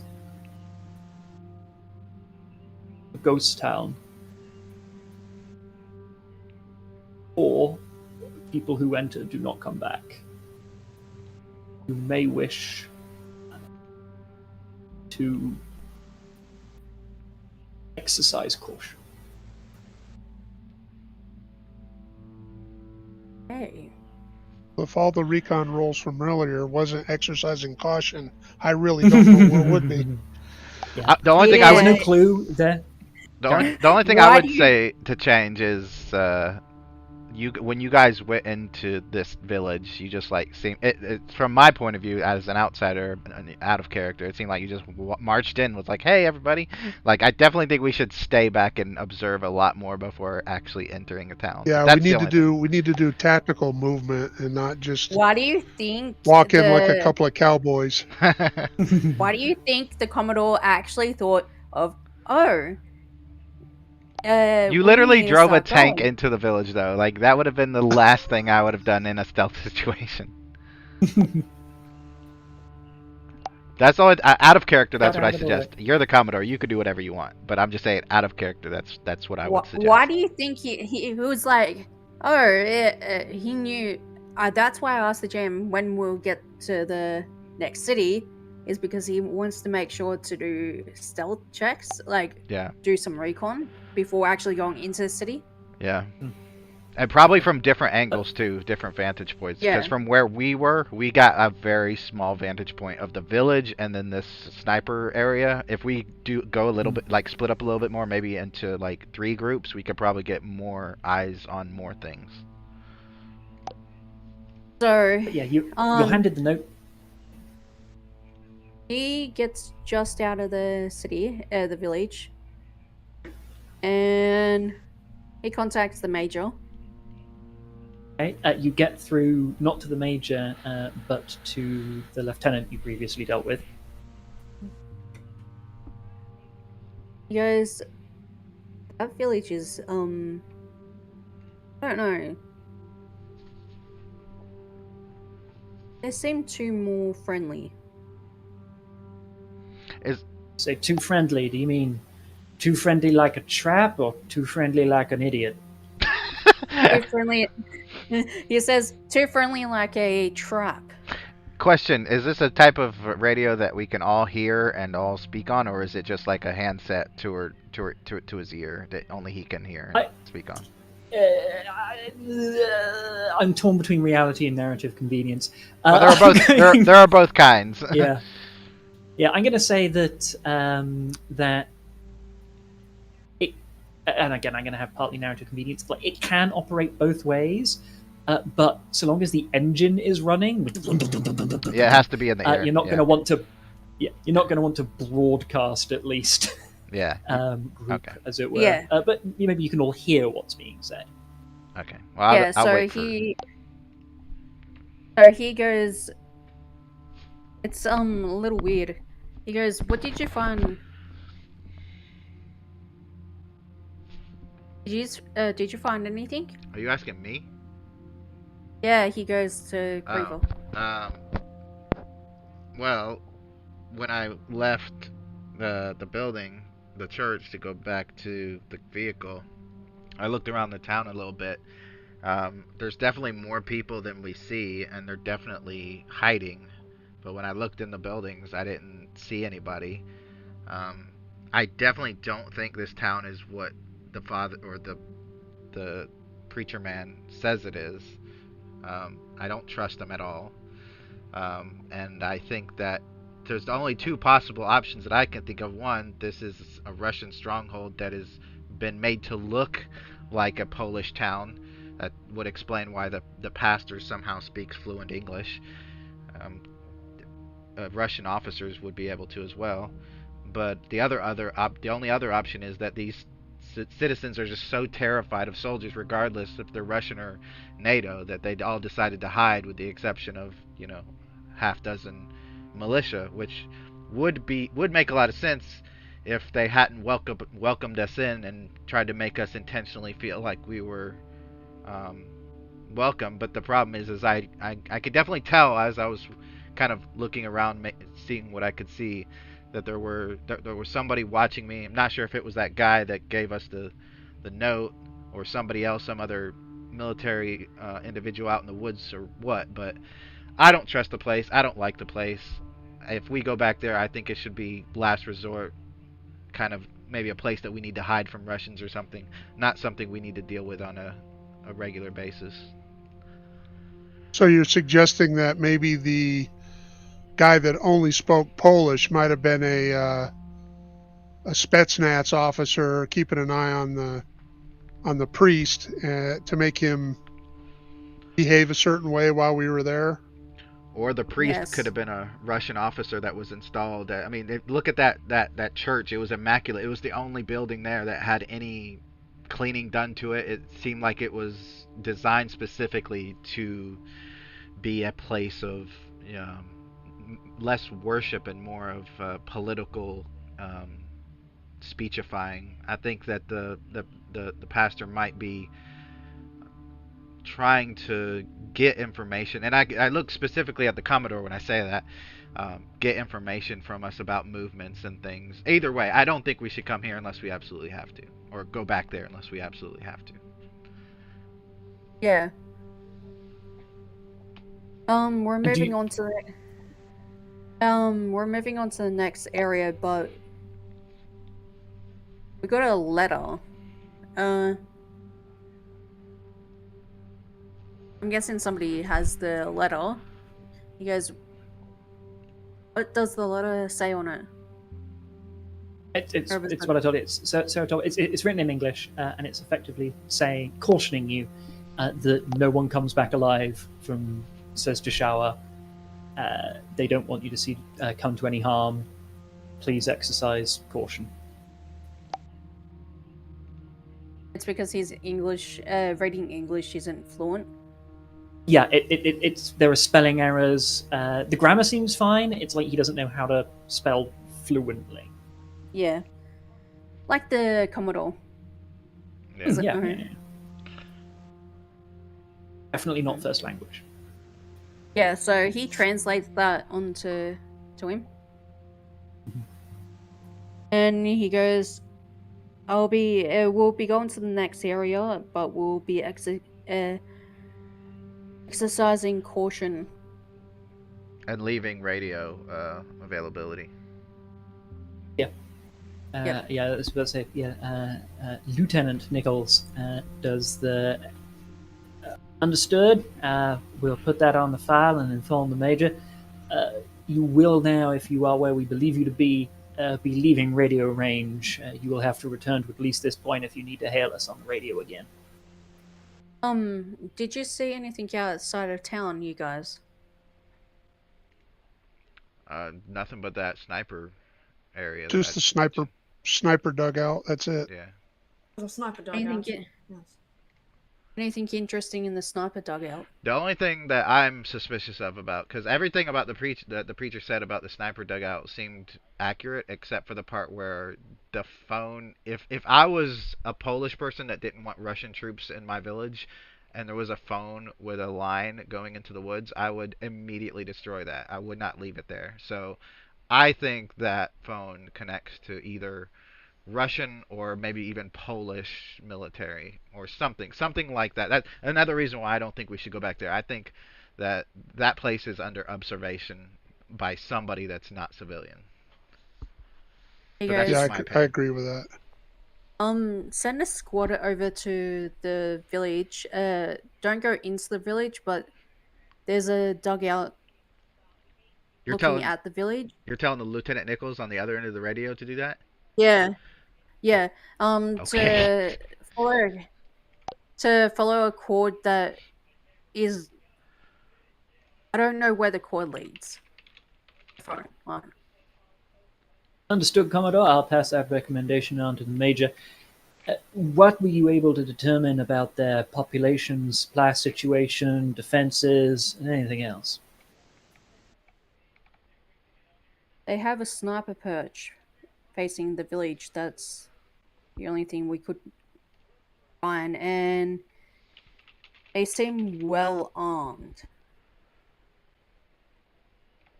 Let's see. And food, fuel, medical supplies, water? Doesn't look like they have much fuel, but food they're actually starting to grow. I see. Thank you, Commodore. I'll pass this along to the Major. Is there anything else you wish to add? Nothing, nothing right now. I understand. Thank you. Out. Out of character, I definitely would have Yeah. told them about that because I feel like they're just gonna go there and take it over, burn everything. Burn it to the ground.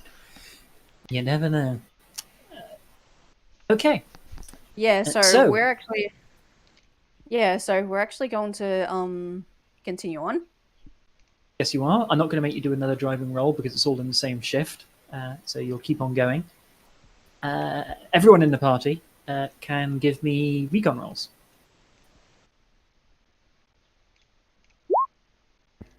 And Good job, Draco. Excellent. Good job, Draco. Okay. Yeah. Well, as you're driving along, you crest a little rise, and you see from a distance. You're not right up against it. The outskirts of the city of Sezushawa. You can immediately tell that this place has seen some punishment. There appear to be a lack of particularly tall buildings. You can tell that definitely in a city of this size there should be tall buildings. They are gone. It's not sort of New York style skyscrapers, it never was, but like residential tower apartment blocks, that kind of thing. That they do not appear to exist. You can see as well that in the center of town there appears to be a concentration of damaged and destroyed buildings, but there's damaged stuff everywhere. You don't see the signs of any current fires or anything like that, like smoke coming off in the city. It appears to be very still. The weather is still good. It's still not raining. It's good visibility. And as you're driving along down the road, Draco and Brandon note a little something as you drive past. You always miss it, but there appears to be an AK-74 just lying in the grass on the side of the road on its own. No readily apparent reason. Did we bring Geiger counters? Because I remember we talked about to the Major That's about what I this was city wondering. being bombed, so we probably would have brought at least one.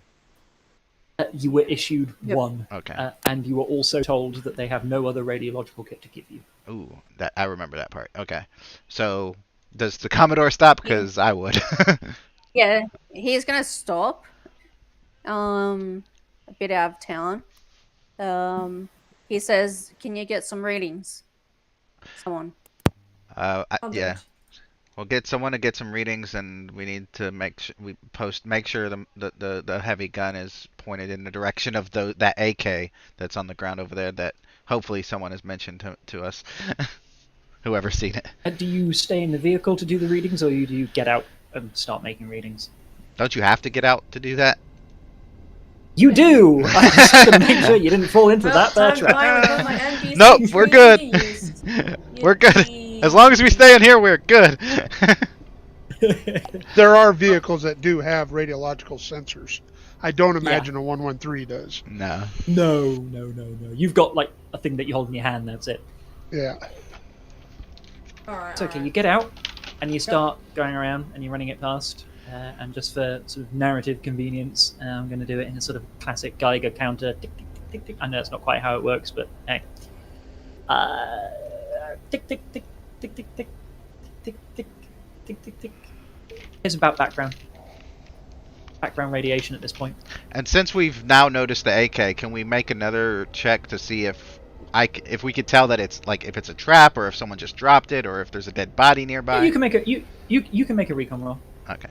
I think everyone who's outside the vehicle should. I'm definitely if there's someone outside the vehicle taking a scan, I'm outside the vehicle with my rifle. Anybody who wants to get out and can do it. I'd be posted up also. And probably Talbot on the big gunner.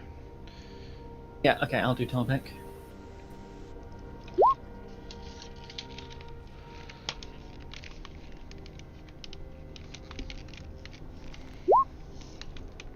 Jesus, Sarah, Okay. you suck.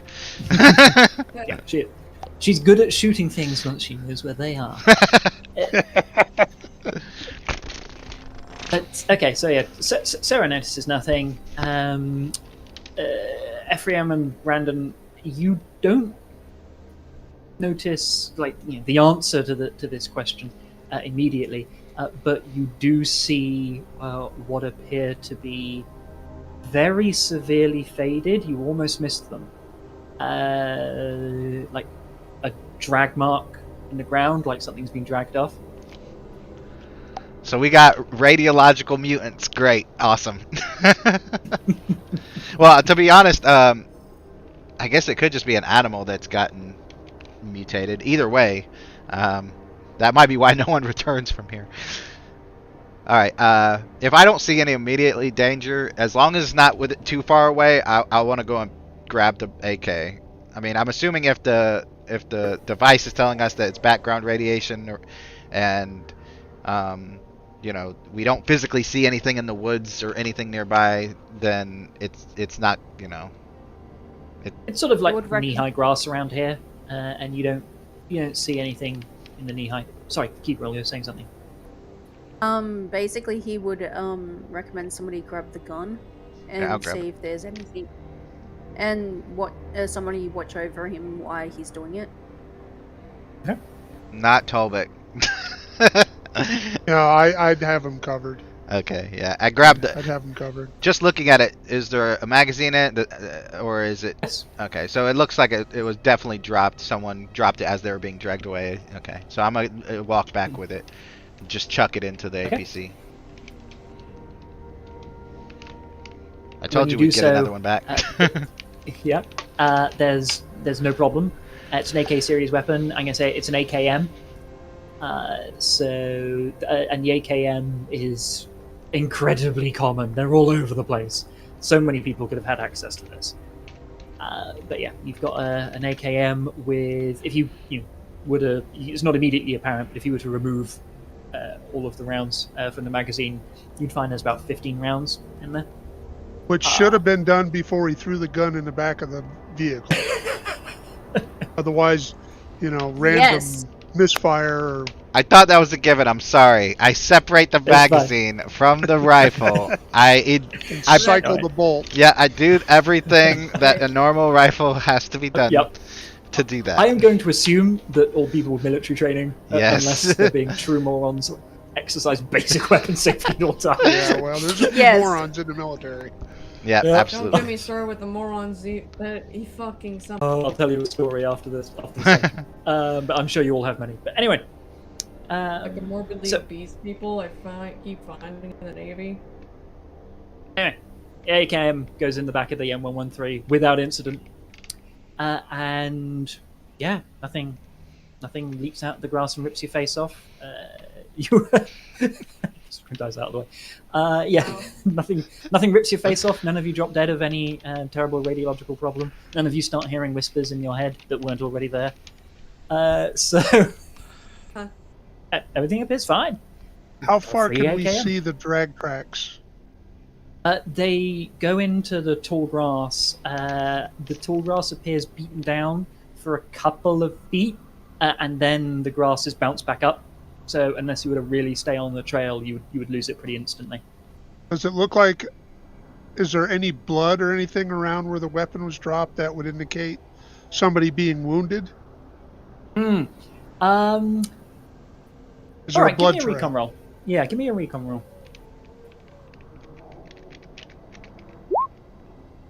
One success. Okay, so you do that, and you do find a rather underwhelming blood trail.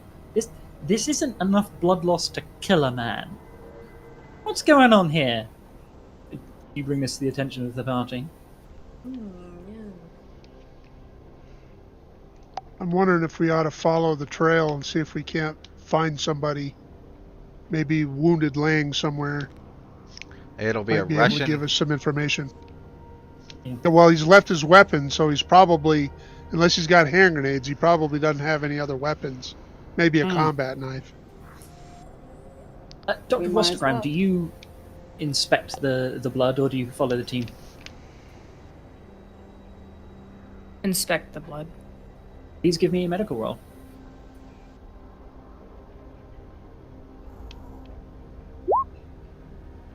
Excellent.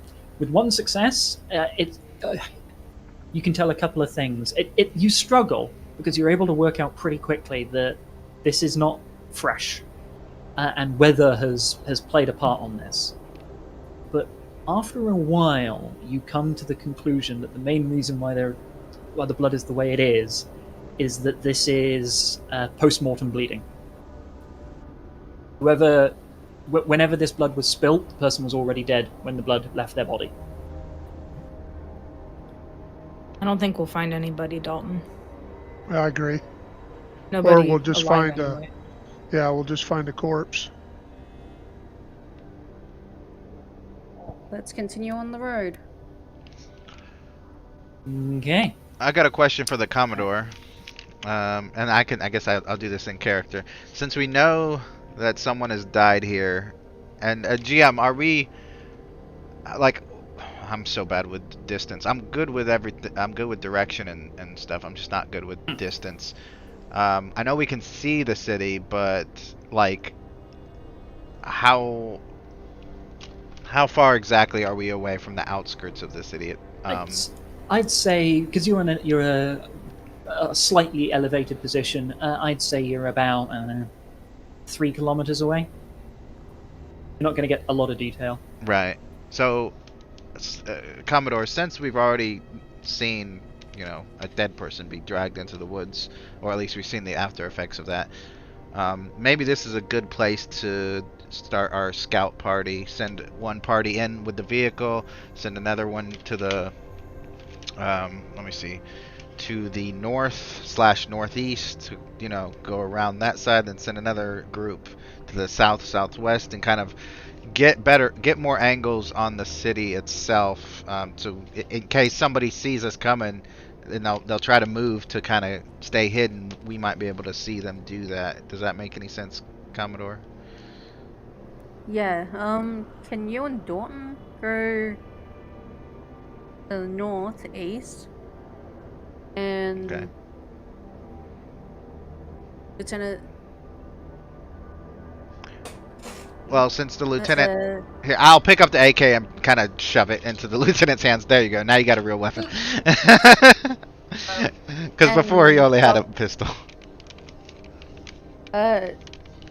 you go, Lieutenant, and the arrow should go south. You said Sarah?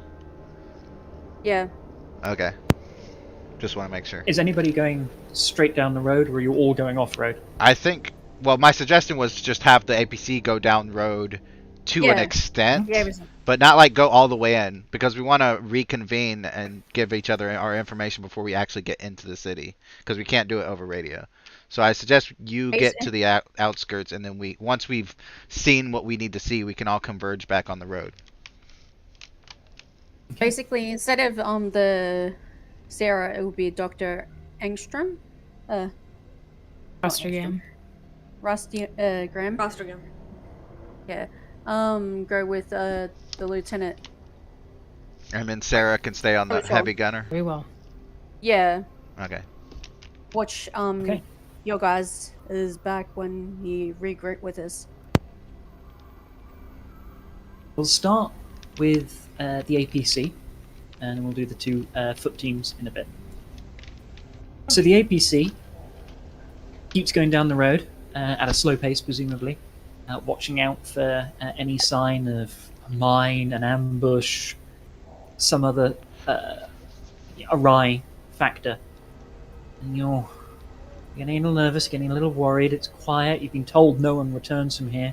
You've already seen one evidence of a dead man, but no sign of his body. What could have happened there? As you're going down the road, you see another thing that's a little out of place, which is what looks like a cart that might be drawn by a horse or a donkey or something along those lines, just laying by the side of the road. It's not tipped over, it's on its wheels, and I forget what they're called, but the two pieces of wood that would go out and attach to the side of the animal is on the ground.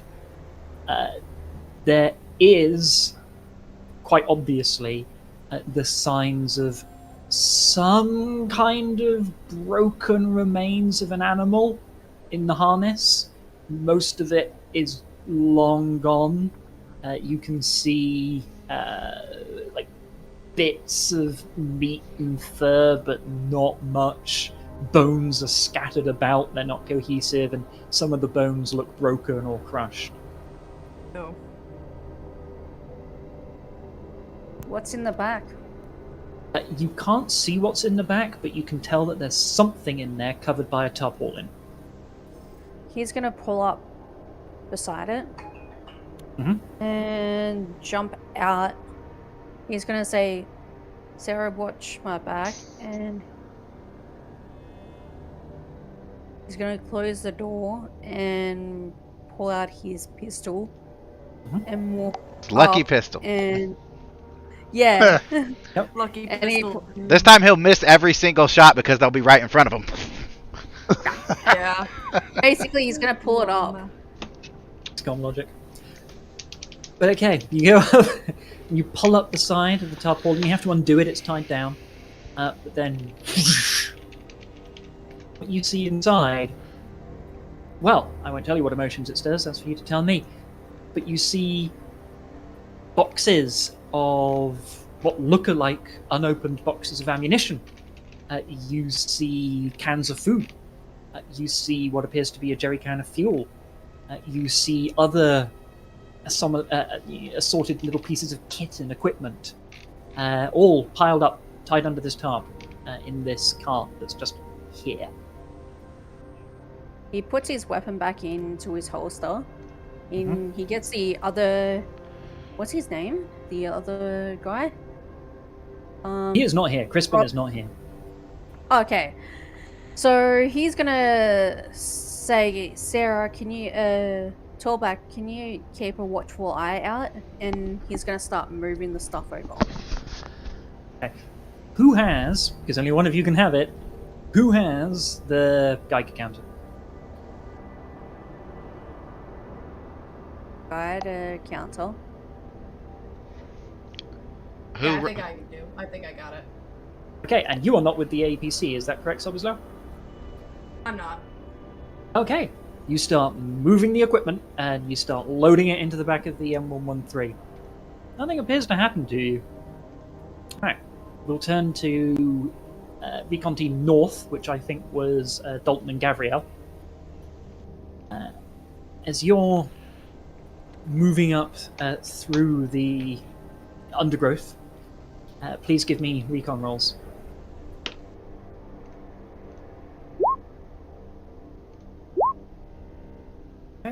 Okay. Oh wow. Reeves is on it. Are you crawling? Bearing in mind it's like knee-high grass. Are you crawling or walking? I'm crouch walking. I'm not Yeah, crawling. I'd be Right. crouch walking also. Okay. As you're doing that, you everything appears to be quiet. Everything appears to be calm. There's nothing wrong in the world. What was that? And you see grass shift and move like there's something in it, but that's not taller than the grass. It's a velociraptor. Clever girl. Clever girl. I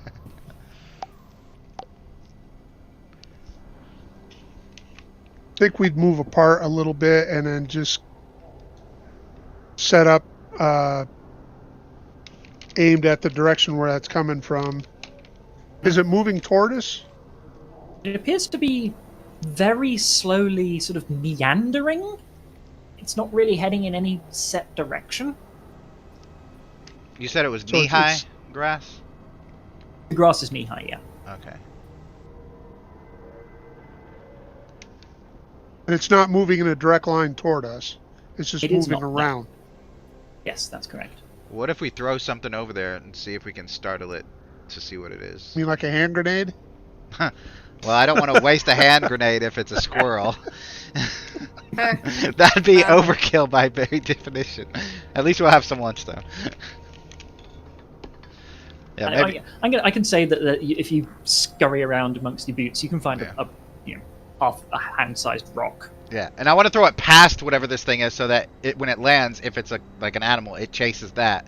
Well, actually, no, because if it gets scared of it, it'll come our direction. I want to throw it to the right of us, and to the right of this creature, so that if it's a predator, it goes after it, and it's kind of like perpendicular or parallel with us. But if it's afraid of it, it goes, again, parallel to us, but in the opposite direction. Okay. You throw whoosh, this thing, and since it's relatively short distance, a rock, and you're not aiming to hit anything in particular, I'm not going to make you roll. You throw the rock, and it goes doof, and it kind of makes a sharp crack, which suggests that it's hit another rock.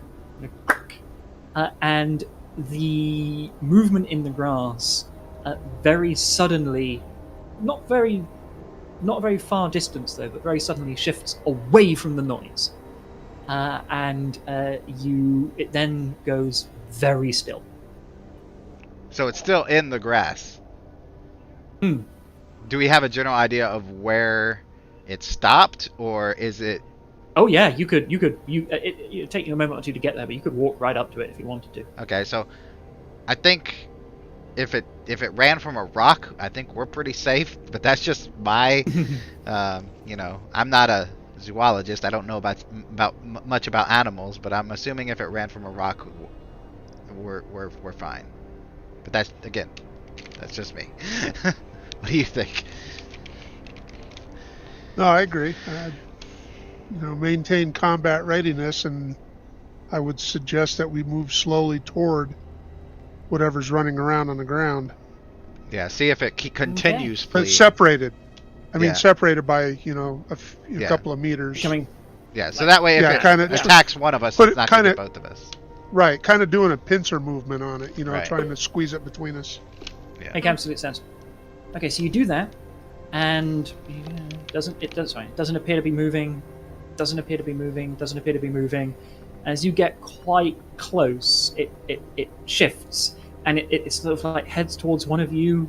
Seems to think about it. Heads towards the other. Heads back. Heads towards the other, and then starts trying to head away from both of you. But it's moving very slowly. Did we get walk? You will catch up with it. Did we get to within visual side of it, or we're still out of visual? You could. You get to what you think will be visual sight of it, but whatever it is, it's shorter than the grass. You have to get on top of it. Over really. it to be able to see down. Okay. I mean, this can't be anything important. I suggest we just go about our business and. Yeah, I don't want to be chasing a cat around in the field. Yeah, Wild goose Russians are chase. watching us like, what the fuck are they doing? Are they literally having a wild goose chase? Yeah, and then we step on a mine and blow Let's up. Let's say what it is. I don't care. If worst case scenario or best, it's either a squirrel and it's pointless, or it's a fucking wolf cub that's going to lead us to our death. Like, either way, we don't want to go after it. I say we just continue about our business. All right. It's You obviously continue not what big you- enough to be a person, so. Yeah, or much of a threat. It might be the Right. kid, you know, like I said, a wolf pub, and then the wolf is in the woods waiting for us. But like, I suggest we just keep on, you know, seeing if we can find any humanoid Or figures in the. crawling little baby. Yeah, I don't know about that. Technically What does that say possible. about the mother? I mean, if it was a baby, we would hear it. I'm pretty sure, you know, Goo Goo It would be Gaga. screaming. Yeah, I don't think it's a baby. I think it's some kind of animal. But either way, I don't care. We continue. I want to continue just looking for humanoid figures. I don't want to go too much in. Like, I don't want to go into the city. I want to go in the around the outskirts. And then, you know, if we start feeling sick or something, we head back. Or, you know, once we get to a good distance, if I'm looking at the map, again, I'm not good with distance, then I want to get to, like, maybe there. There we go. There before we head back. Because if the other guys are down here, then we have a pretty good vantage point of, like, 3 points of, you know, we'll be able to see a lot from there. You can instinctively tell that if you wanted to, I just need to, if you wanted to, let's say this is the city, and you're approaching this way. Right. If you wanted to get from there to about there, that's going to take you a couple of hours by foot. Okay, but maybe not that extreme then. Maybe like half that. So maybe like 45 minutes of walking, then 45 minutes walking back. Something like that. Yep. Makes complete sense. Okay. You go As long about as that we have mission. multiple angles, that's the main point. Not necessarily how much of a distance. We now turn to Recon Team South, comprising of Sobislau, The healthy team. and The ones that aren't Dr. irradiated. okay, so you're The smooth skins. so you're heading south. You have the Geiger counter, which is presumably just on, and as you are moving again through about knee-high grass, you can both give me recon rolls. Got it. I bet.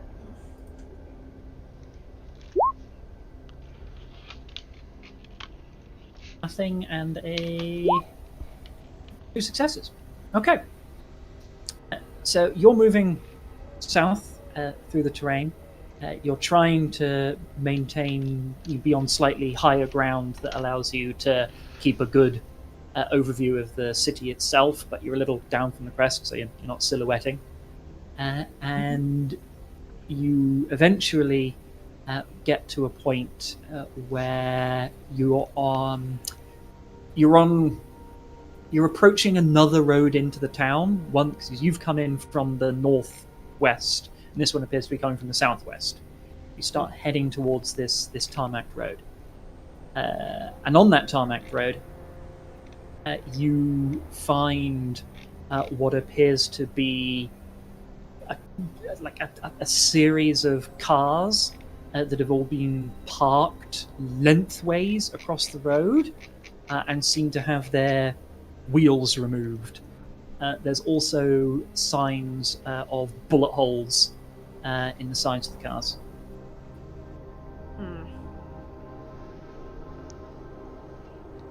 Signs of conflict around here. Agreed. If you look closely at the ground, on one side of the cars, the side of the cars facing the side of the cars closest to the city, shell casings. And Sobasal did take the AKM that Gabriel basically shoved into his arms, right?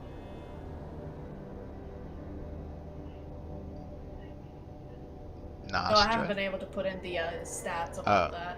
Well, as long as you physically yeah, say that you took it, I'm fine with that. I just don't want you to be armed with only a pistol, but between both of you.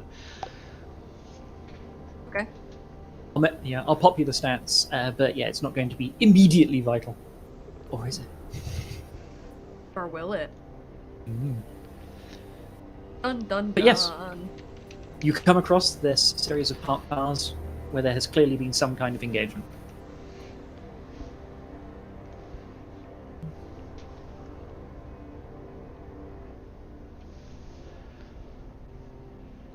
do you do? Rostergan might be looking at the. She might be like she's not gonna like bend down and pick up a shell casing, but she'll just be. She might. I don't know. I don't think she's gonna be able to figure out what kind of weapon fires these shell casings. But out of character, I don't know anything about this really. Yeah. Mind you, you're in the military. Admittedly, you were one of the sort of recruits that came up towards the end, and were very, very hastily trained. But you can give me a recon roll, and if it's good, I'll give you something. There's also a really big Is the right difference by assist between by the type of Apparently not. ammo This that this is used. is definitely pistol ammunition. Definitely. Could I have a I was trying to say I wanted to assist because I think I probably like how long was she in? Months. I mean, she grew up in a military family, but I don't think that necessarily guarantees that she would know a ton about shell casing and what kind of kind of casing it is for. If you use the handgun and you're in the army and the two different kinds of ammo that's used between the AK and the M4 are very different. I mean, you would know the difference, but you rolled really badly, so maybe not. And you could also always look at the end of the cartridge too, because it's usually stamped. The caliber's on the end of the cartridge. Yeah. But I wouldn't pick it up. It is. It might be irradiated. Or if I try to check for radiation over here. Yeah, you pass the Geiger counter around. It appears to be background, like slightly. Yeah, it's background. It's background. Higher than normal. You know but, that. just not too dangerous, right? I mean, it's the sort of stuff where you could still build a house on it, and you'd be fine. Yeah, you'd be fine. Totally. Press X to doubt. Yeah, but it's a bit like I don't know if you have these as standard in the US. You do in Britain. You get radon searches whenever you buy a house, and it tells you if there's high radon in your area. Even if you have high radon, you can still live there. It's fine. Like, if it was actually dangerous, they would not sell it. The house would be torn down, etc. It's that kind of affair. I see. Lamau.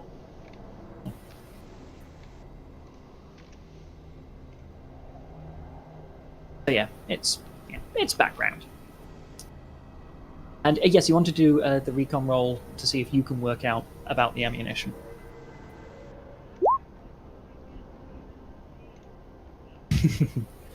So it's turned to the right tab. Oh, okay, 2 successes. Excellent.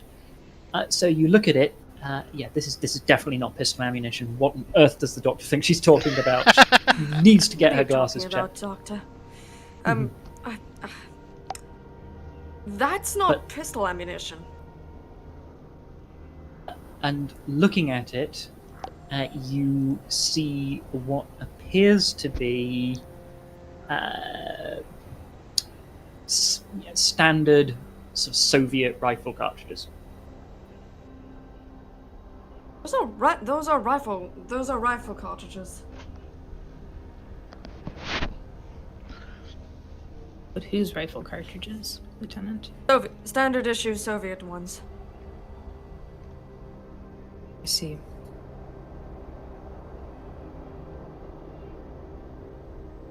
Which direction did you say they were? Was it shooting from the city or towards the city? Whoever was firing the weapon was standing on the side of the cars that was closest to the city. Okay, so where they are now, basically. Yeah. Okay. So essentially, assuming the firer had his back to the city, he would be firing in a south westerly direction.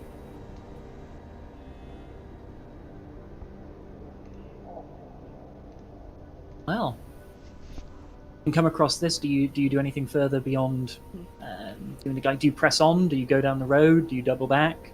Do you make any other inquiry?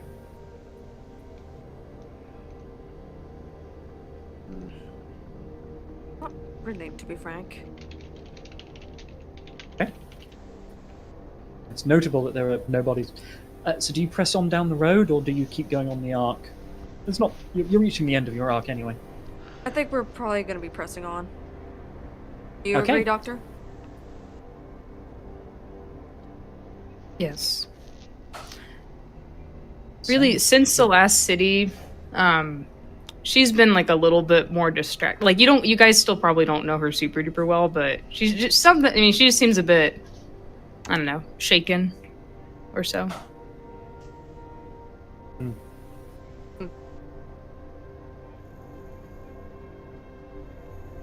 So, as you continue on your arc, you go back into the knee-high grass, and you're trekking through it, and you reach the end of your sweep without further incident. You turn your eyes to the city, and you peer as best you can into it. Please both give me recon rolls to see what details, if any, you pick up. Got it.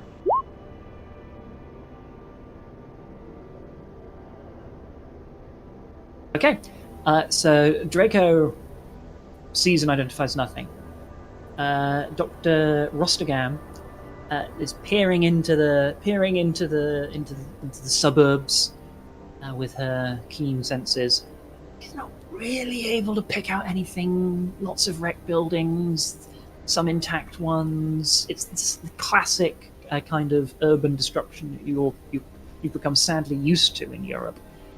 You turn your attention to the road that comes straight south out of Sestashauer, and you notice that there appear to be, quite close to the edge of the city, a few military vehicles, not tanks, just there in the middle of the road, just sitting there.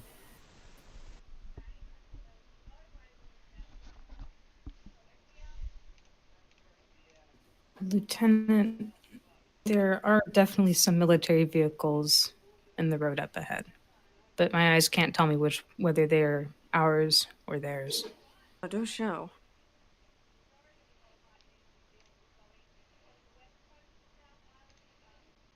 Where are they? Where did you find them? She kind of gestures with her. Yeah, I think she's got a free hand, so she'll kind of point in the direction that she's seeing them. Which is the road heading south out of Sestashauer. You can tell that from the direction that the vehicles are facing that they were driving away from the city.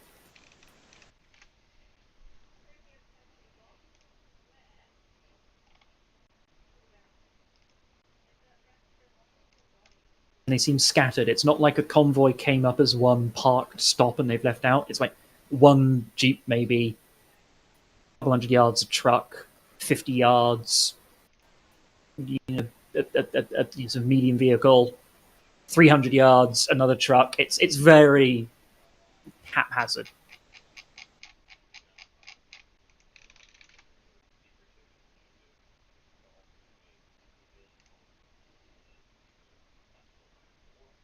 See.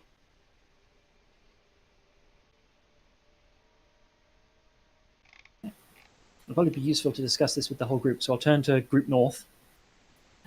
Group North, you continue. North FC. And you find nothing else remarkable in your trip, no other rustling in the grass or anything like that. You can also give me recon rolls at the end of your arc when you look at the city from your angle to see what, if anything, you find.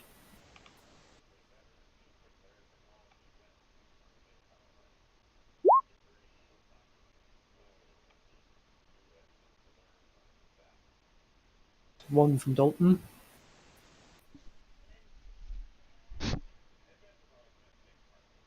We're also waiting on Infamous. I will be able to tell Dalton, with your one success, you notice that the city of Sestashauer, on the map it's pictured with a major river, but you can also tell the river kind of goes into it. Due to buildings and other features, you're not able to see every point along the river, but you are able to spot at least two bridges, and both of them have been destroyed.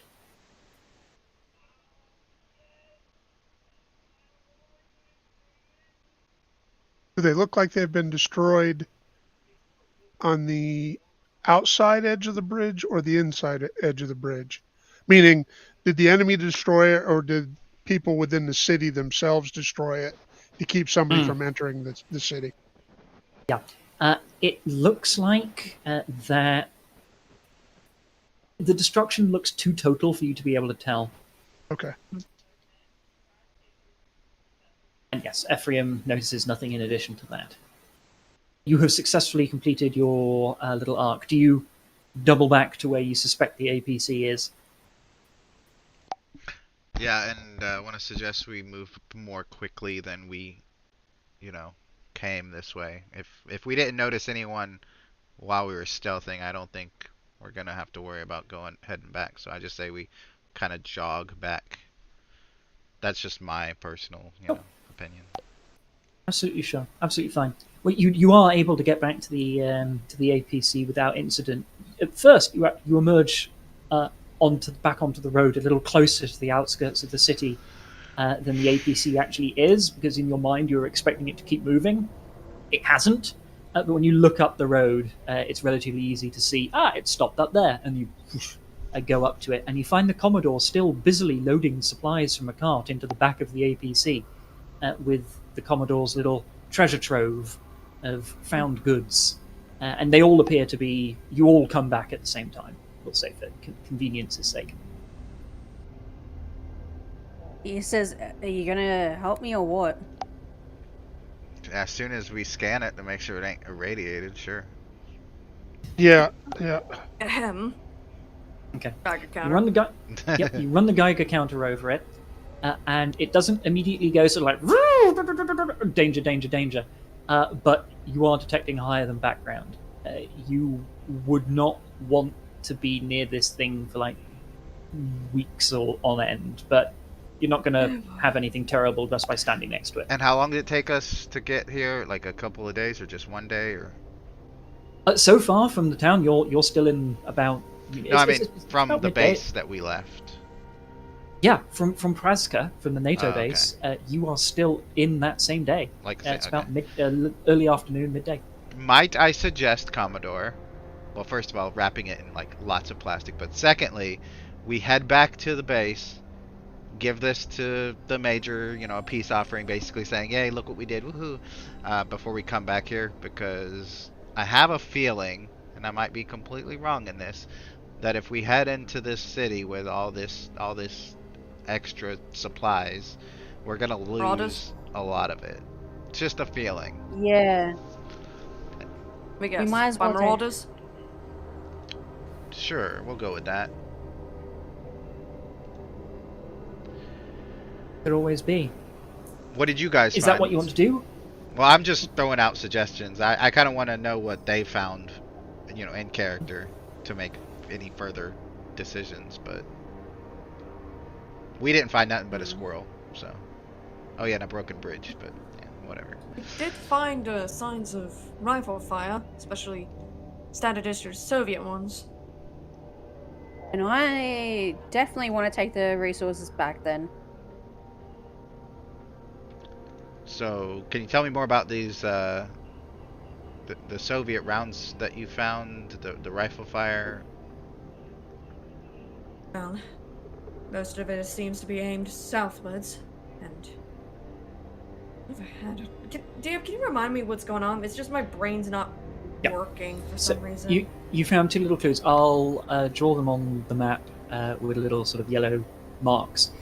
You found a series of cars parked lengthways across the road, which had taken battle damage and all had their wheels removed, sort of on here on this road. Hopefully that's visible to you. Visible. And pardon? It's visible. It's visible, good. There, and the shell casings were all on the northeastern side of the barricade. Whoever was firing was standing on the northeastern side of it. And you also, and I will mark this in green, saw irregularly scattered but all southward facing military vehicles like along that road, which I've just marked in light green. You said Soviet military? Couldn't tell, just military. Gotcha. Were you able, and I guess in character he'll ask the two people that were there, were you able to tell how long ago that this had happened, the shooting?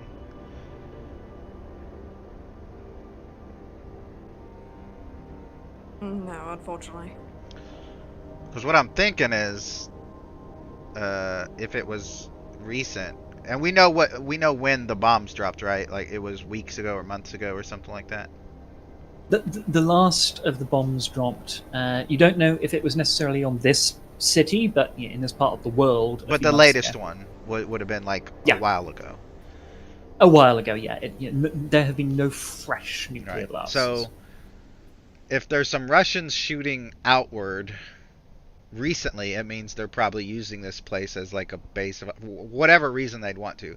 I think we can safely assume that this place is irradiated as well, if because these weapons, this stockpile that we found, I mean, obviously it's going to have to be decontaminated. We're not going to decontaminate a whole city, but if they're using this place as like a base, then they're either dead now, or they're irradiated and sick and dying. Or this happened a while ago, like before the bombs dropped, which I'm trying to remember like the whole timeline to see if that's even possible. But if that happened, then there's nothing to really worry about. They were probably trying to hold the city before the bombs dropped. But I'm more worried about the radiation than any Russians, because if these weapons that we've just found are irradiated to the point where we have to decontaminate them, the city is going to be way worse. Get what I'm saying? Yeah. So that's another reason why I think we should head back. I think we should go back with the gear. And Okay. Make sure that decontaminated once we do. yeah. And GM, the Geiger counter, as they were walking with it, it was steadily going up, or was it pretty much the same? And then they got to the weapons, and it was the weapons. Yeah, it was pretty much the same, and then they got to the supplies. It's not just weapons, but they are there, and it went up like a bit, Right. Not to the point where you would be immediately concerned about anything. Like Chernobyl levels of contamination. Yeah, like nowhere near that. So, but like a bit higher than background. So where they were was fine, if I can click on it. But it was okay. So basically, the weapons were somewhere located closer to the explosion or closer to the radiation. Then the weapons were moved out of the city, and it's residual radiation. So I might have to retake everything I just said back. I think the weapons were just kind of like collateral damage, and I think that where you guys were walking was probably fine. So maybe we can go. But I definitely think we should go in through the south where you guys saw those vehicles, because, like I said, the bridge apparently was broken. Sorry about earlier, by the way. I was dealing with producer shit, but that's just my opinion. And don't worry, the bridges being broken are only really going to be a problem if you approach from the east. So you can approach from anywhere on that side of the river, and you'll be able to get in. I want so to go this down one and was fine. suss these vehicles out. Before you double Maybe we back. can siphon fuel. Yeah. All right, we can all. Okay, we can all go together. We can all go together then. Yeah. But I'm still So worried he's about. gonna Drive the vehicle. Do you drive the vehicle there? And if you do drive the vehicle there, do you drive off-road across the grass, or do you drive into the city and then out of the city again to stay on roads? No, he's going to drive off-road. off-road. Yeah, for sure. Off-road. And we need someone up there with the Geiger counter, fucking outside scanning the whole time. Okay, yep. Give it to Sarah. Yeah, I don't she's care there. who, but someone. All right, so you drive. Since you've gone off-road, please give me a mobility roll. I think with the +1 because you're driving.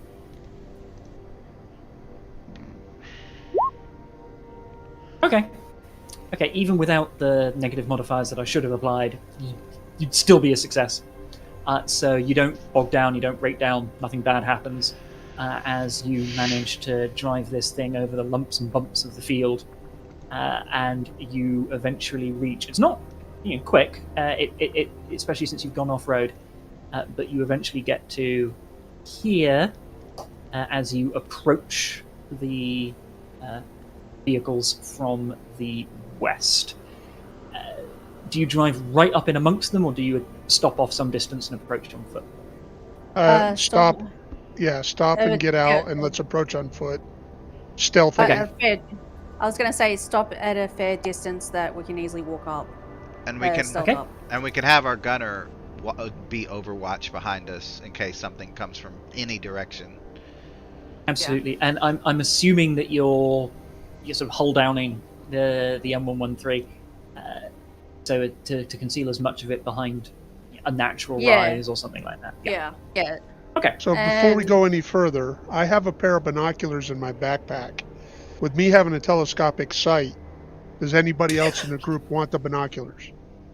Yeah. Can I use the binoculars? But we can actually give it to somebody else. Can use have them on. Yeah, you can absolutely use the binoculars and give me a recon roll. At this distance, only people with binoculars or telescopic devices of some kind are going to be able to make the roll. But anybody who's got access to that, you can please make me a roll.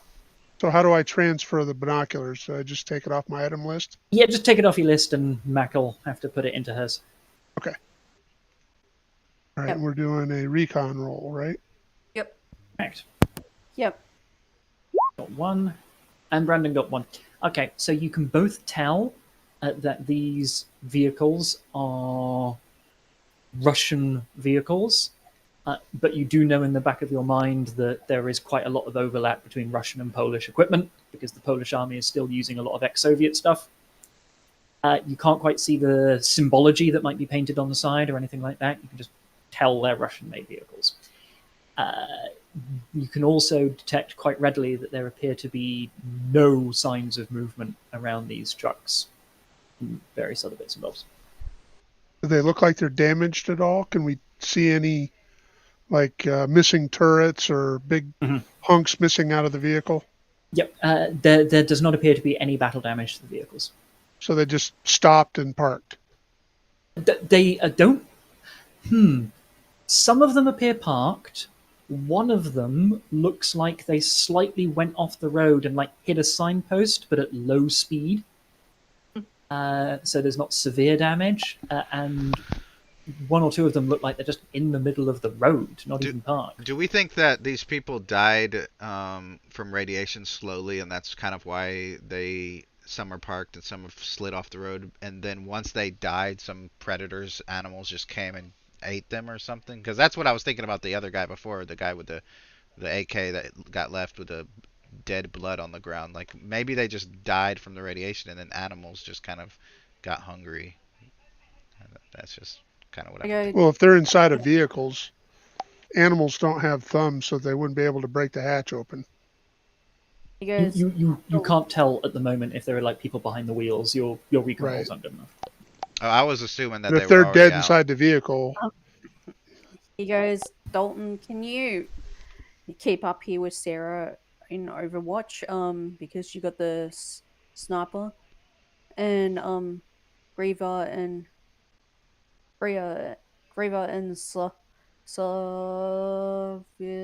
Draco, can you come with me?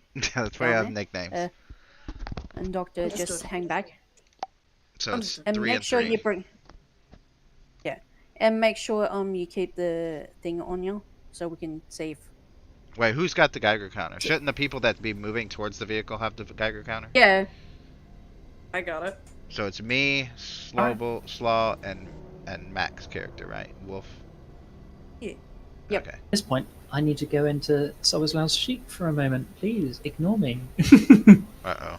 um, I would say, just on the note on whether someone would have died from radiation and then been carried off by a predator. I don't think that the doctor would have needed a lab probably to make that kind of assessment with a blood sample. So there's Yeah. nothing she could answer Well, at that point. oh, It there's also- another consideration. Why would a person die from radiation and not the animals? It also might be a good idea to have the medic with us in case we do find corpses in the vehicles. Then maybe the medic will be able to figure out why they died.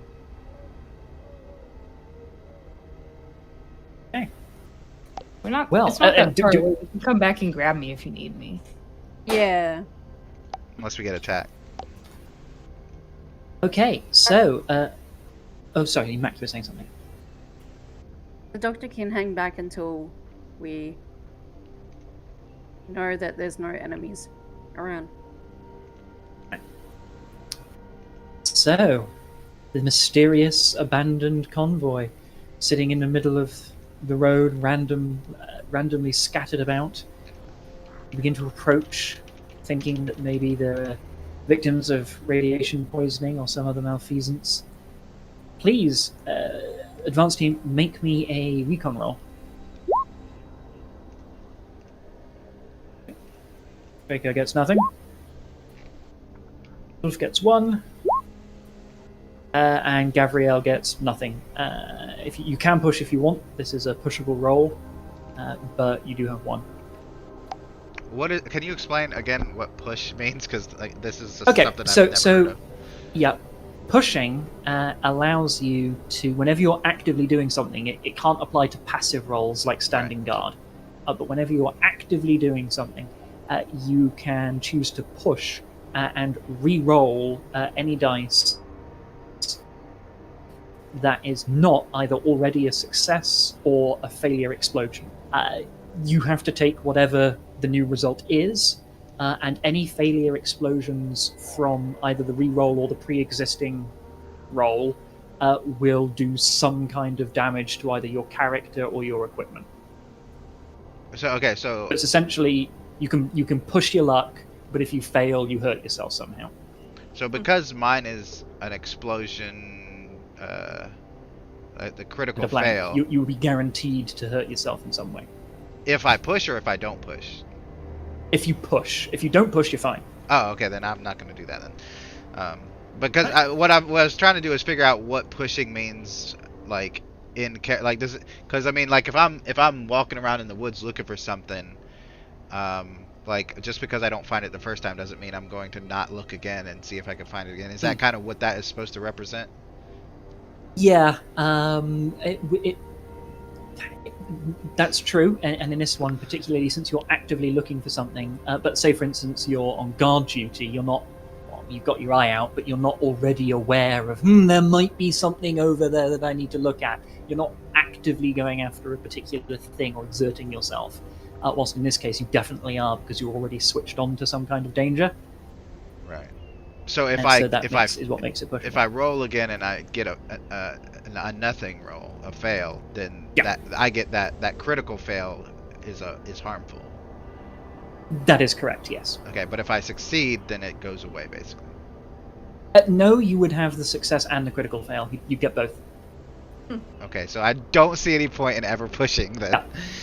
Yeah. You can do it. It's best if, say, you roll all blanks, or maybe not quite enough successes and a couple blanks. But yeah, just thought I'd remind people that exists. Gotcha. Okay. I got the page open in the book. I can read you real quick, just a short piece. It says, pushing your roll. When your initial skill roll reflects a safe and controlled action, if you fail your initial roll, or if you want an additional success, you can lean into the action, giving it everything you've got, pushing yourself or your gear to the limit. So you're basically enhancing risk to succeed. Yeah. Gotcha. But in this case, it seems that's not what we're going to be doing. Oh, sorry, Mac. Yeah, what did I say? So with your 1 success, you can't really work out much until you get very close. But when you do get very close, you can see that on one vehicle there appears to be someone sitting behind the wheel, completely motionless. Another vehicle on the far side, not the one that you approached from, a door is open, and you can see what appears to be the leg of someone just hanging out of the vehicle. But the rest, it's clearly been torn away at the hip, and the boot is like caught under the pedal. Just it's somehow stayed there. You see 1 or 2 other things. You see what looks like again some blood marks that have been dragged off into the underbrush a little away from the road, and it's got the same suspicious lack of blood that you saw earlier when you found the AK. That sort of scenario. So yeah, he believes they've been dead for a while. Mm-hmm. And he goes, how's the thing looking? Oh yes, the Please Geiger do it. counter. So as you get as you're walking around, it's background. As you get close to the vehicles, it starts ticking up again, but it doesn't go into danger territory. It goes to what it was for the supplies, which is just a bit above background. Also, as you get close, Sobislaw notices something very specific on one of the bodies that I am going to have to turn to, and I do apologize. I'll just quickly go to my notes.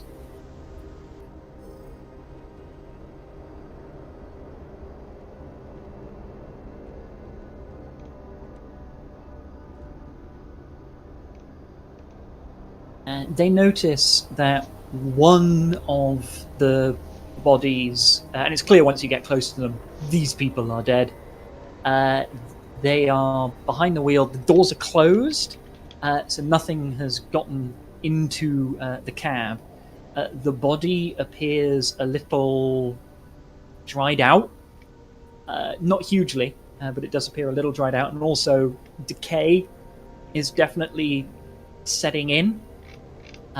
But there are also skin lesions that have clearly passed over that don't quite make sense for death by sudden and extreme radiation exposure.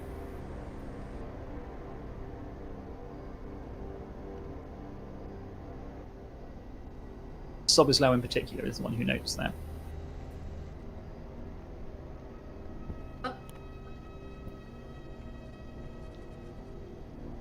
You mentioned me? Yes. Yeah. As I said, so when you were looking into the vehicle cab, there's one where the both doors are closed, so they've managed to get in. It's obviously not airtight. The body appears a little old. It's a little dried out, and decay is starting to set in. Noticeably, it pongs a bit.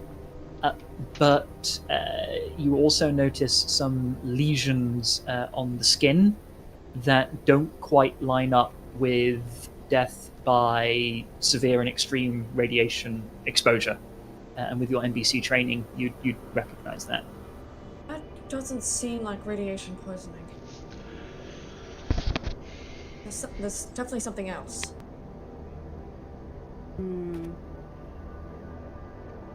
He looks over at the soldier.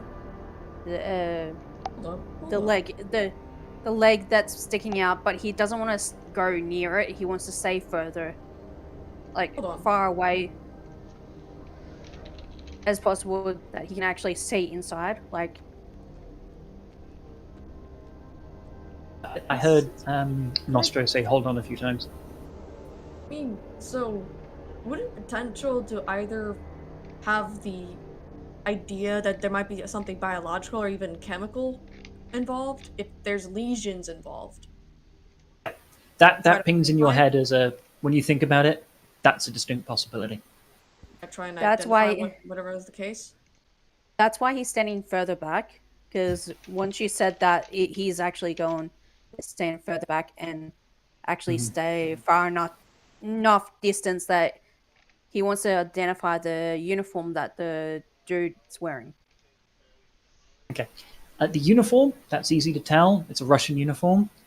And for Sobislaw trying to work out like what kind of chemical or biological agent might have done this, had you gotten to the body when it was fresh, you might have been able to work out, but now there are too many complicating factors. Time, decay, dry. It's too much mixed in for you to work out what it might be. Jane. Body's too decayed. Not really Okay. figure out what really caused this kind of deal. We need to go back. We need to. Because we're dealing with the biological.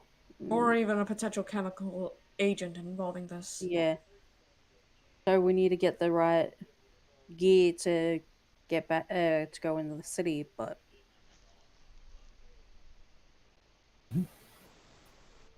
he heads back to the Humvee and he goes, "That's definitely a Russian soldier. We can't harvest anything from the vehicles." Do we think that the Russians were conducting experiments here after the bombs fell? We You have no intelligence to indicate. Oh Either no, way. I'm saying that in character, like just Oh, putting that you're out saying that in there. character, Yeah, okay. yeah, just like you, you know, they're the kind of people that would do that. So he goes, I don't know. either way, We have you're to right. get back. We It need to could be get considered. we need to get proper NBC equipment before we come in here. That's probably the only reason people don't leave this city, because by the time they get into it, they're already dead and they don't know it. I mean, we could be dead because Yeah. the Geiger counter's telling us radiation poisoning. It's not telling us anything about chemicals or biological warfare. So I definitely think we should leave. Yeah, we need Yes. to go now. Yep. He goes back to the vehicle and he says, "We need to go now, and we'll need to do decontamination when we get back."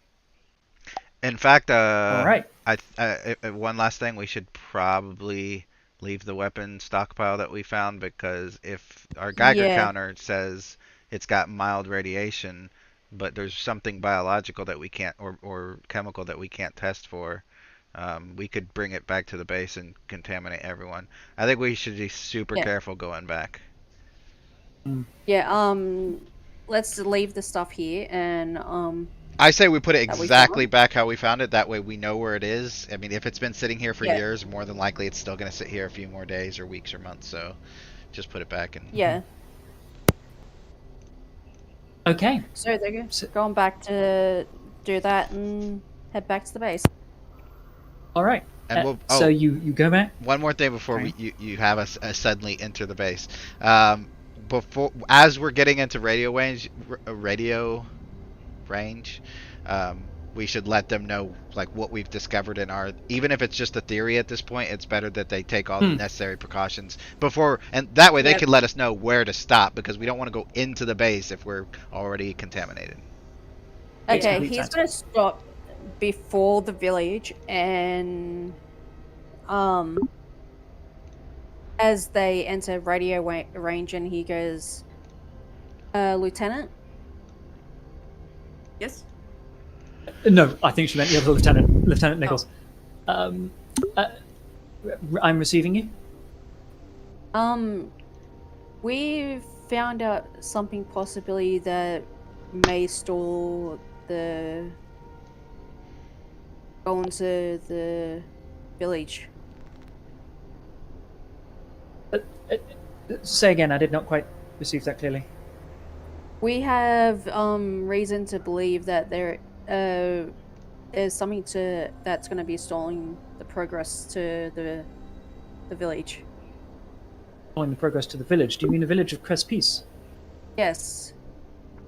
I thought it was We the other one. have reason to believe that there is a chemical, either a bug, either virus or chemical agent in the area.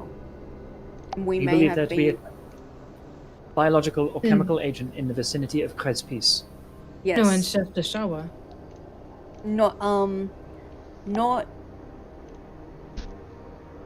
Not radiation.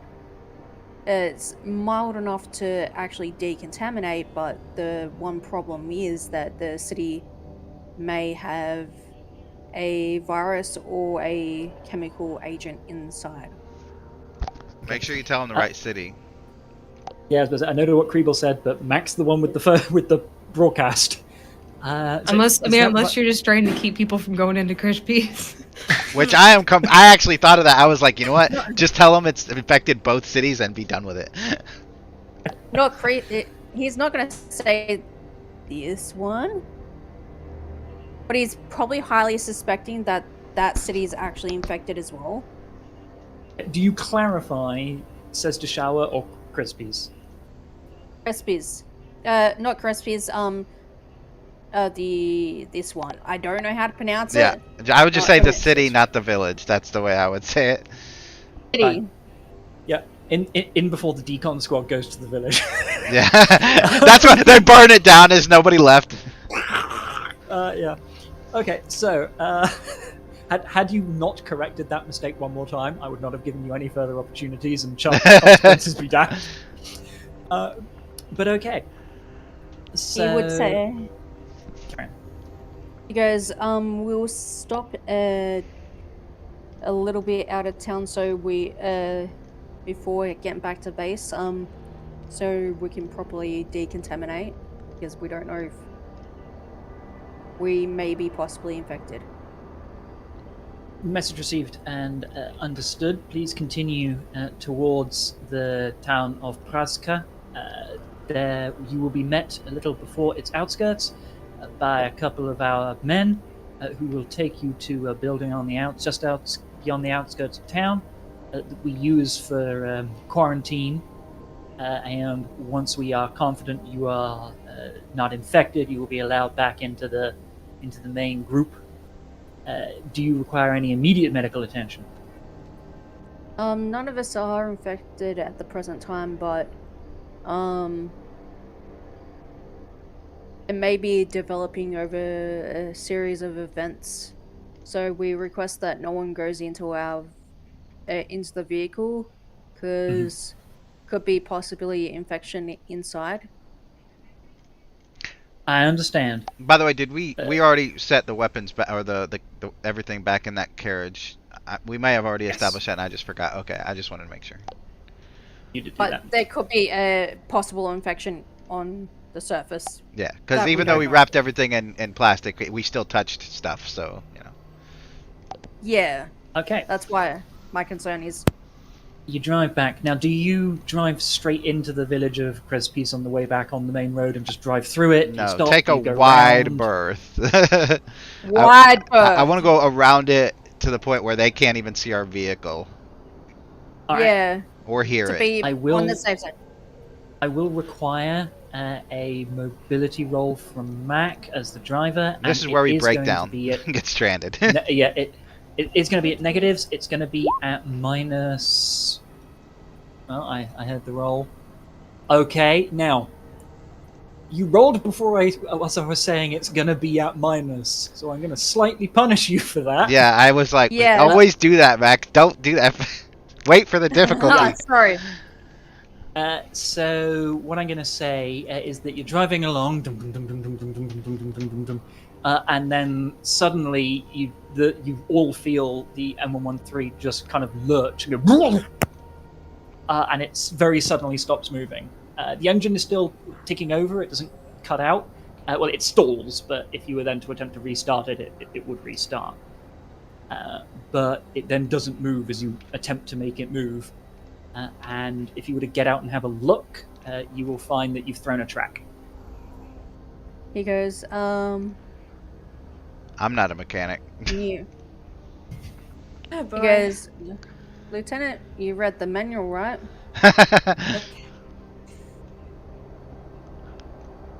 I gave you the manual book to read over. And might as well. All right, give me a tech roll. Okay, so you're there. You're working on the track. You're trying to shift it. You're getting out your tools. You're working on this thing whilst the M113's weight is pressing down on it. It's a bitch. But you know, and the day is pressing on. The sun is coming down. And you come to the conclusion that you're definitely not going to be able to fix this before morning. You're going to have to spend the night out here in open terrain, unless you want to abandon your vehicle just outside of Crespis. Are we? By the way, are Where's we? David? Are we between the sniper location and Crespis, or are we further away from the sniper? Like did we go You're around that further as away. well? Yeah, the sniper location was to the north. You've gone around the south. Okay, cool. So yeah, we'll probably have to camp here. Just We Yeah, might as well I- camp here. Might as well take the risk, and I'll work the night with the vehicle. Mm. yeah, we could have a guard. But also, how long would it take to walk to Prashka? Do you think? To walk to Prashka from here, it will take you 2 shifts, so half a day. I mean, they're gonna be expecting us. If we don't go, they're gonna send someone to look for us. I feel like Yeah, someone should so- walk at least so they can meet them partly, and explain. You know, our vehicle broke down. It's nothing crazy. Just bring a mechanic, and I don't want them to come out and be like, they go to the village and be like, oh, did you kidnap them and burn their village down? I feel like they're just waiting for a reason to do that.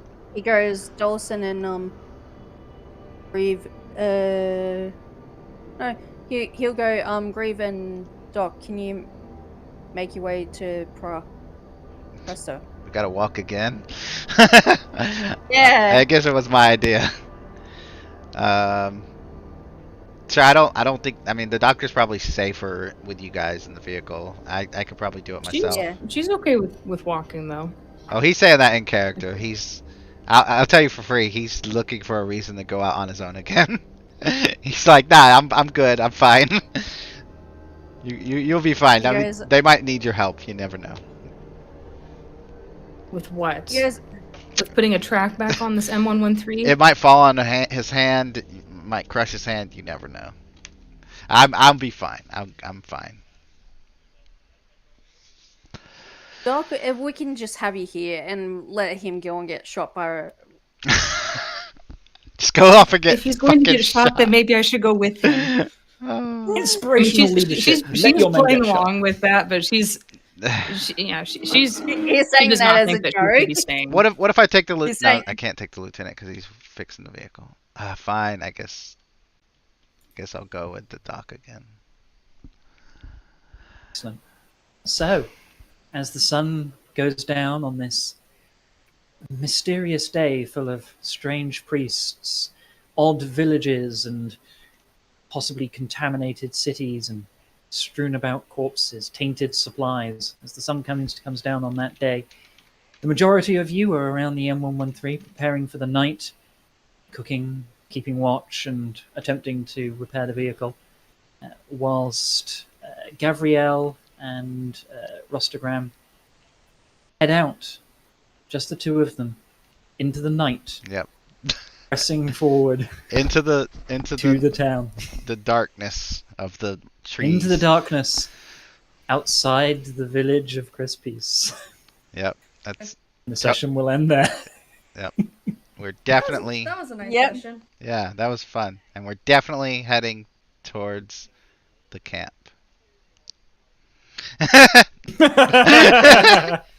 I'll message you, GM. Sneak into town, kill the priest, hang him up from the church. Look, only half of that's right.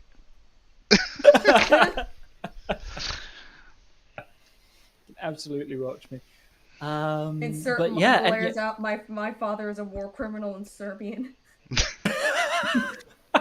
Right. Sorry, I gotta go, guys. But Yeah, me Of too. course. until next See you session. around. Yep. Yeah. Okay. Hope everybody had fun with this more For sure. chatty session. Yeah, no, for sure. Excellent. By the way, I will be messaging you, Edgeford. So, oh, and before I go, I don't want to say too much with the other two because they're in the other game too. But I want to get with you about the Tuesday game you and